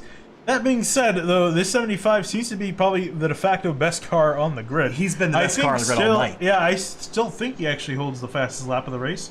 No, actually, he does not. Chris Wright holds the fastest lap of the race. Get away from him. Oh, all right, well, coming to the restart, 30 laps to the end. The stage will be 5 laps longer than originally scheduled. That might play out in some of the drivers' favors who took 4 tires if this race goes green to the end. Green flag back in the air. Huffman's gone already. Behind him, a fight. Oh. Gasper, with a nose missing on that car, drives off into 1. He's going to shove the 51 up into the fence. That was a rude move there for the 51, or excuse me, for the 86 car, but he's through to 3rd. Well, being nice is not going to win you some money. Certainly won't. See, guys, all towards the wall on the inside through 3 and 4. Says that Tom hitting the wall isn't how you win, but maybe your competitors, but wall doesn't go anywhere. Typically, wall right on the outside wall, not the inside one. I see the 84 getting a little bit sideways after clipping the stones on the inside of turns 1 and 2. Oh, Massey right on the tailpipes of the 69, and Johnny Thomas gets shoved up the racetrack a little bit. Robert Hill, actually the guy with the freshest tires in the field for this up. Now Chris Wright trying to take that away from him as he moves up to the inside. Oh, so tight between the 84 and the 69 is Chris Wright is on through to 7th. Chris Wright's on a mission to get himself back up to the front. Looking like he might be able to do so. Again, 75 Huffman's going to be the guy he's trying to chase down, who's already out to a half a second lead over Vincent Isabella. AJ Yaley up inside the top 5 now in his number 54 car. Nick Massey on the bottom of the racetrack. Caution in behind. Zach Patton in the 3 car again. It's just not been his night. No, it is not. Running in 17th at the moment after starting in 20th, but massive damage to the car. Here's to see what happened to him to bring out this caution. So 25 laps to go. See if this was related to another incident, if there was contact here with Adam Pettit in the 57 maybe? Oh yeah. Yeah. I think the 57 was expecting him to go faster on exit. It's the slightest of touches here, but it doesn't take a lot to destabilize these cars. We've seen them get loose on the road on exit. Especially on exit, yeah. Right there's all you needed to lift the rear tires up off the ground and send the 3 in for a loop, and that's going to be concrete there. That's a hard hit. Even more damage to the nose of that car. I'm going to repeat what I said, but better. Larry Mack voice, that's a hard lick. That wall. He hit that wall a ton. I've never seen anything like that in my life. I have. David Ruderman has. It was Michael McDowell. Oh. Get your facts right. Damn it. Sorry. Same car. Not the right 00. Michael McDowell was in that car for one of those accidents. Ruderman was in for the Watkins Glen barrel roll. Yeah. And the Fontana wreck as well. Between them, who's been in that car longer? I feel like it was Ruderman. I believe it was Ruderman. I think that's what I'm getting.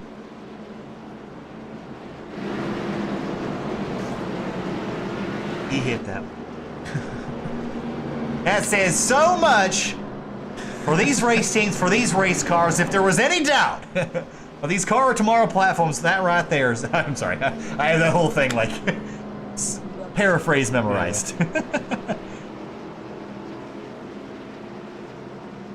All right, well, we're getting down to the last 5 or 6 minutes of green flag racing when we go back green. Yeah, we're really running down to it. Essentially, this is what the early races tonight were looking, under 30 laps. And for Huffman, I think he's effectively got this race won. Unless someone moves him out of the way, which is very much possible. Kyle Busch throwback. All-Star race in 2010. I had this race won!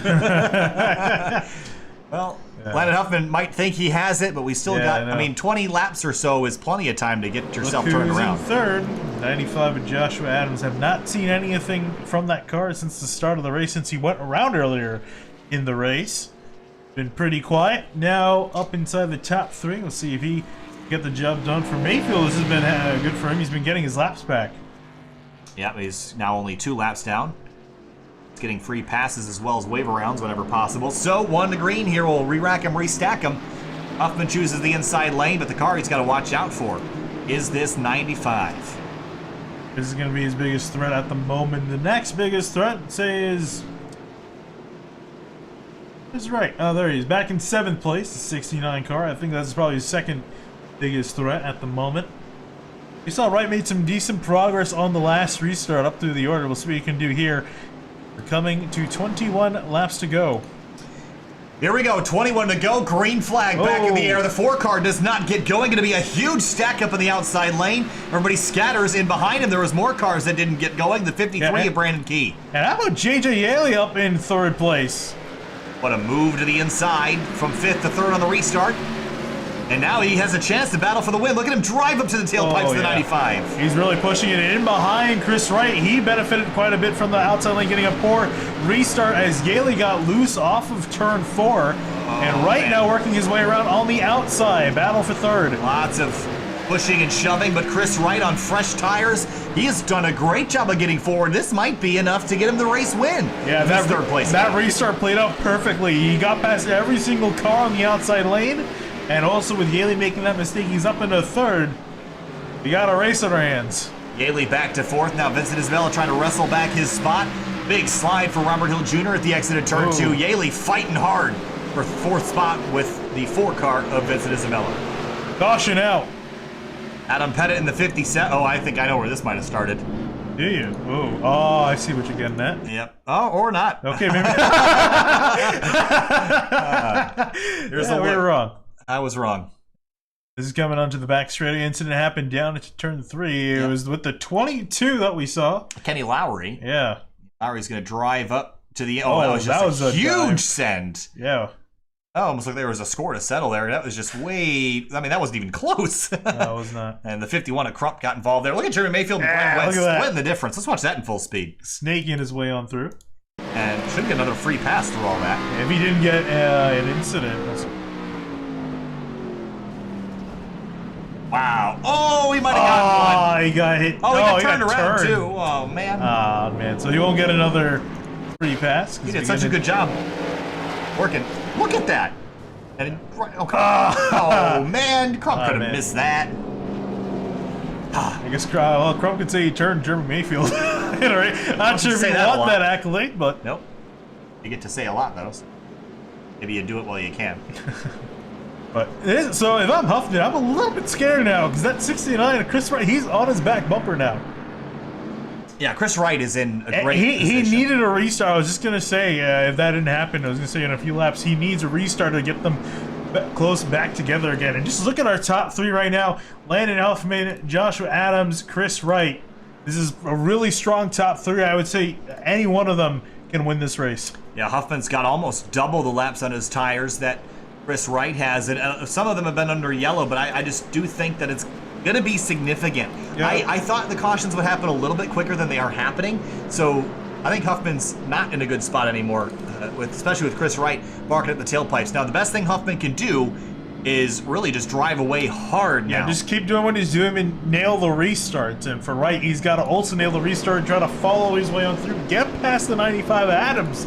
And then he can try to have his way with Huffman. Is there any point where you sacrifice the bottom just to make sure the 69 doesn't have a clean run? Not with the 95 on the front row, that's my opinion. Yeah, I don't know. Again, it depends on how good of a restart you can get. I wouldn't really risk it, especially with the guys up here. Adams has been up in the front quite a while. I'm pretty sure he knows how to get a good restart done. So, he's just going to play it safe, take that inside lane. Well, we'll be coming to 13 laps to go, wrapping up the 2020 ERSCA PristineAuction.com Days Gone By All-Star Race, brought to you by Belly Up Sports. be a tight one here. Pace cars off. Huffman in command. Adams on the outside. Chris Wright in third. Vincent Isabella fourth. Dylan Thomas in fifth. Green flag back in the air, and Huffman, using every little bit of opportunity, is going to try to drive away and gap 95 in the wall on the front straight. Yeah, and Isabella hit the 95 Adams. They both went into the wall right on to second place. Here comes Thomas. Dylan Thomas on the inside trying to take away third. Well, big set by Vincent Isabella. Can he get the car stopped? Well done. He did it. Oh, those two together. 95 gets walled again. He's getting bullied out of position. For Adams, he's going to drop down the order. Oh, Brent Wett's about to go sideways. Whoa! There they go. Crash in turn 1 and 2. JJ Yaley is in the wall as well. Zach Patton involved. The 86 of Gaspar too. Caution out. It's funny to see the wrecks coming from the back of the field, not the front. Oh, I'm not. I think this is exactly what we expected here. People getting desperate to try to get their way towards the front. Kenny Lowry, another deep dive for him into turn 1, hit Wentz. Oh, and 48 involved there too, big time. This guy's going for moves that are never going to work. We could have. This was something that we kind of figured out earlier in the night. Is you can't just chuck it in the corner. It ain't gonna work. And I think drivers are figuring out now. It's working. I can understand if it was in the front of the field because you gotta do what you gotta do. But those guys are back in the back of the field. They're not really fighting for anything. Well, they're trying to get back forward. I just think that this is not like at a place like Bristol. You can drive into the corner as hard as you want because there's banking to catch you. Yeah. Here, no. You're just gonna crash, and that's what we're seeing these guys do at the back. Well, Huffman's loving it because at this rate, he's going to be able to drive away with this thing. And for Wright, I don't know if I want to be on that outside lane. I think Huffman's in a good spot now. Because now he's got the 69 pinned up against the wall. So Dylan Thomas is Huffman's best friend. I think Huffman's faster than Dylan Thomas, quite frankly. But if he can let that 0-3 fight it out with Chris Wright, game over. We don't have that many laps left. We're going to be 8 laps, 7 laps to go on the restart. Yeah, we could see that seem proven wrong. I mean, in fact, actually, too, Dylan Thomas, I think, has set the fastest lap of the race at now a 19.247. That's correct. Yeah. So, he might have something. I didn't realize, too, he was restarting in 5th. So, he's brought his way back up to the front here. I have something to say. Well, if you have something to say, you better get yourself a podium. And that's third or better. And right now, I think the only drivers that have a chance to win... That was a really good tie-in, by the way. First, second, and third, I think, are the only drivers that have a shot at this. I think the front row, because anybody can miss a shift. And the second row on the inside, because you're going to be following the leader. So I think those are the only 3 drivers that have a chance. So I think Huffman, Wright, or Thomas win this race, barring any other chaos. I think there will be some chaos, though, so give it a lap or 2 before we see him wadded up again. Yeah, and again, we do have a green-white checkered if we need it for these drivers. My prediction? We're going to need it. Yeah.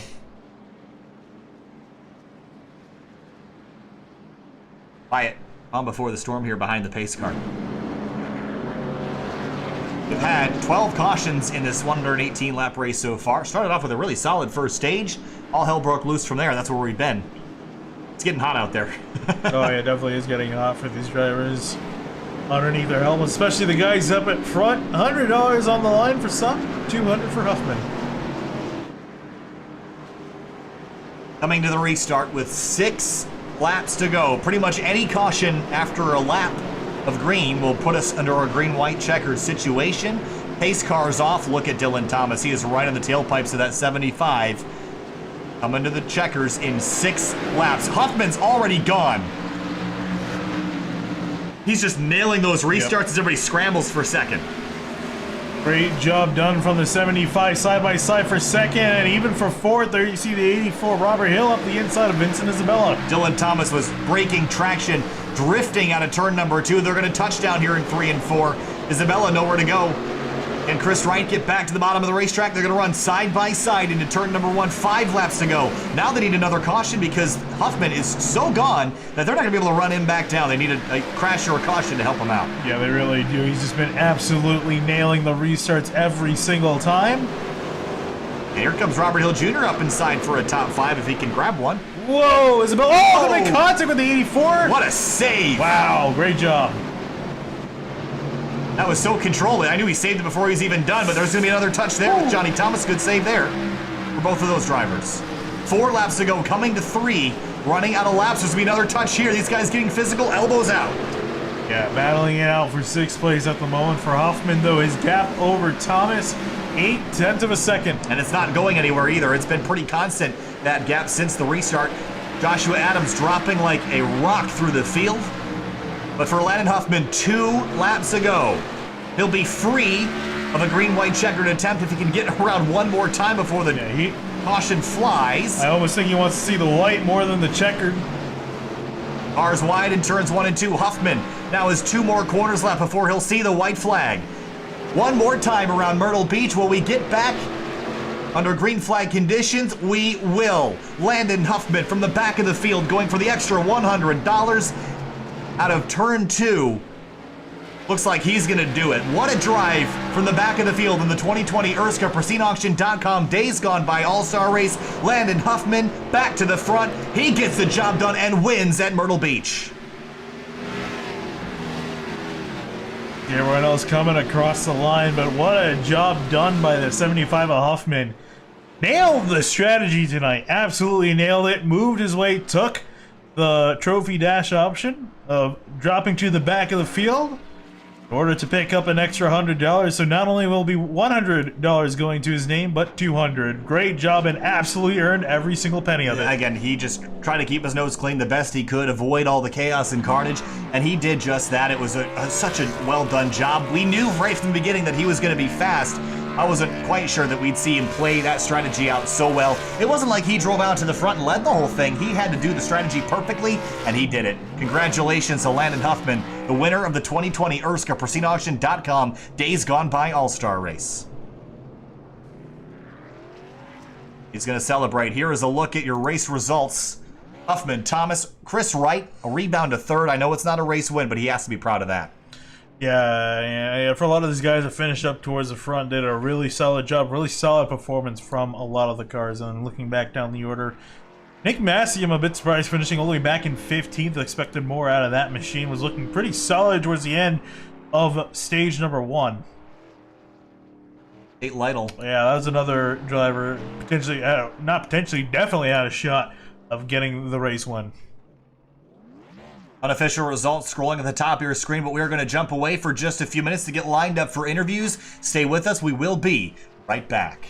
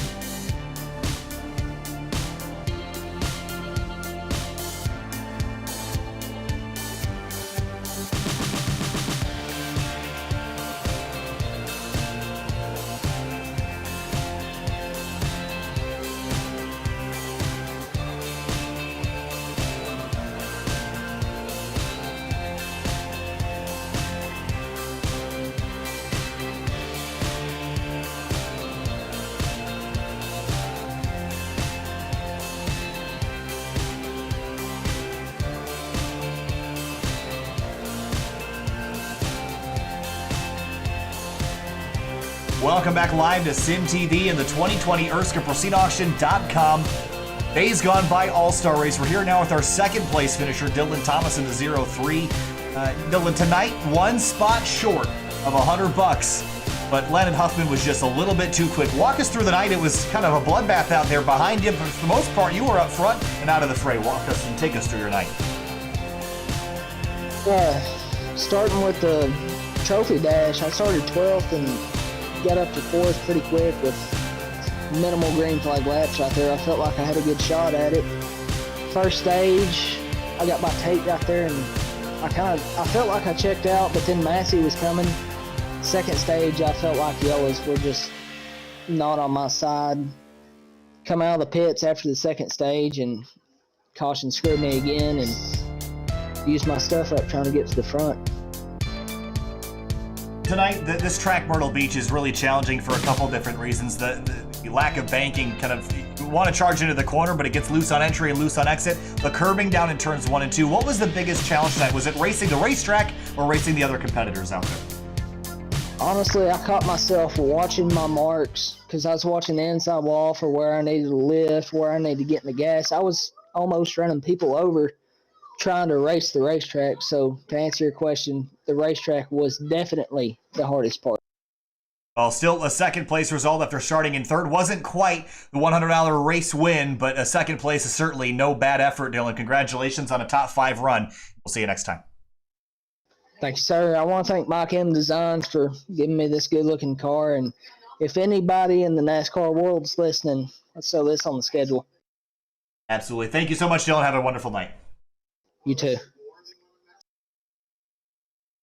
Next, talking to Chris Wright, who finished in third in his number 69 car tonight. Chris, a really solid run up towards the front of the field. You played the strategy perfectly in your Chairgate and podcast car, but came home just shy of a race win. Did you need a long green flag run, a couple more restarts? What'd you need to catch that 75? I probably should have stayed out at the end of stage 2. I had the lead and gave it up to get those tires. I don't think tires were enough. I was able to get back through some of it, but track position is so important, especially when we're only getting 1 or 2 lap runs. It shouldn't have pitted right there at the end of that second stage.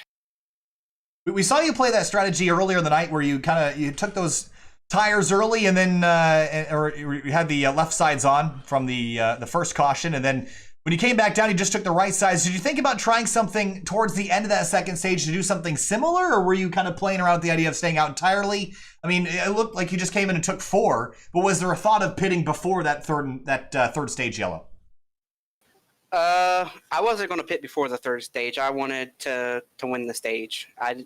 There's no guarantees, and having the track position and whatnot, I wanted to win one of the stages. But yeah, the car was good. We had a great open coming in from the open, winning that. And I took 2 from about 10th because I felt like I had a good car and I could jump the track position. And that's what I did. And then it was basically the debate was, do I stay out or get 4 at the end of the second stage? Tell me about your night as a whole. You started 14th, you finished 3rd, so you got to be pretty happy with this as a whole. I know it wasn't a race win, but how do you feel about that 3rd place result and looking forward to next week? I feel good about it. We weren't in this race at the start of the night, had to race our way in and put on a good show. Had a good race tonight, a clean race tonight. A lot of people had some issues. But yeah, I got to thank Chairgate and you guys for broadcasting at SimTV, ERSCA for putting this on, Brian and Wingman, that's who's going to be on the card next week. And it's great, to run good against some of these guys in here. They're really good. Scott didn't run as great tonight. Nick and Josh had some trouble, so it was kind of a different group of guys up at the front. Chris, thanks so much for talking to us. Congratulations, a solid top 5 run. Look forward to seeing you again next week. All right, thanks. We'll see you guys later. At the end of the night, it was Landon Huffman who came from the back to the front in his number 75. We knew it was possible. We didn't think he'd make it look that easy. It was a strategy call to put you back up front for those closing restarts. Landon, walk us through your night, your race, and charging forward in the early going to playing the strategy call at the end to get yourself that track position. That was pretty crazy. I didn't expect there after I got in that bang up. I got up to like 7th, and one of them spun out in front of me, and I woed down and got pushed into it, and it hit the right front kind of hard, and I had like 30, 40 seconds of damage, but I got it all fixed on pit road. And then I knew if I was going to have a shot, the car was driving well enough and the damage wasn't affecting me enough to like really hinder us. So I was like, well, I've got to figure out how to get track position here. And so we made that strategy call there. I tried to ride around before that stage ended and save my stuff, and everybody pitted. So it just played perfect in our favor there. And then I really don't think they had anything for me at the end, to be honest. I think maybe if it would have went green the full 20 there, they might, or 25 or so, whatever it was, they might have had a shot at me, but I was getting my stuff up off the corner so good. I felt like it would have been really tough for them. It seemed like a lot of drivers were really charging corners in the late going and losing the car out from underneath them. A lot of drivers were racing the racetrack less than they were racing their competitors. Do you feel like you need to focus on this track to be fast here, or are you worried about the drivers next to you that get you to the front? I love this racetrack, man. I got to almost race here one time. I came down here for the Myrtle Beach 400, and it rained it out, but I got to practice, run all the practices. I'm qualified and everything in a late model, and this track's awesome. It will punish you though, and it proves the same thing is true here on the sim and the service. And iRacing's done a really good job modeling this racetrack. Super abrasive, and especially in these Xfinity cars with all the power, it's really hard to get up off the corner. And this setup in particular, if you charge the corner too hard in 2 or 3 laps, your right rear started carrying on you, you're free on entry, or you just drove through the right front. So a big thing for me was just focusing on, backing my entry up and really trying to get it rolling around the bottom and getting up straight up off the corner, and it worked out for us. So I'm just really thankful to have this opportunity. Brent Wentz called me up and gave me the opportunity to come run the little invitational deal for the All-Star race. And, these guys do a really good job organizing this. And I've raced against a lot of these guys before in, odd end races here and there. And to have JJ and Jeremy in the field was pretty cool too. So all in all, it was a lot of fun. Lana, thank you so much for joining us here up in the booth, and appreciate you talking to us. And what a run tonight. 22nd to first, Landon Huffman in the 75 Dash Threads Camaro. Thanks so much. We'll see you next time. Thanks, guys. And with that, Finney, that's going to wrap things up. It has been a really long night for us here. This is actually now the longest stream we've ever done. We had some breaks interspersed in between, which kind of made things a little easier on us. But wow, what a night. Almost 4 hours worth of streaming. If everybody is still here watching, thank you so much. Make sure you hit the like button and hit the subscribe button if you have not yet to help support us. This is going to get pretty wild here the next few weeks as we are transitioning out of college and into the summer. We got some really cool opportunities ahead of us. Make sure you follow us on our socials and subscribe to see more sim racing action. Thank you so much for watching. Next week, where does ERSCA even go? I don't even know. It's going to be Corey and Brandon Kreutz back up here in the booth, Vinny. And Charlotte next week? That's what I'm hearing. It'll be back to Corey and Brandon up here. You know them, you love them. They're awesome. We'll see you next time. Tomorrow night will be Fuel Premier Series action. They'll be headed to where are they tomorrow? Richmond. Thank you, Finney. You're one step ahead of me every time. We'll see you tomorrow night, 9 p.m. for Fuel action and for Grid Life iRacers Quarantine Cup finale from Road America. That'll be on the Grid Life channel tomorrow. We'll see you then. Have a wonderful night, and thanks again to ERSCA, PristineAuction.com, and Days Gone By, as well as Belly Up Sports for bringing us this ERSCA action in 2020. See you next week. Bye.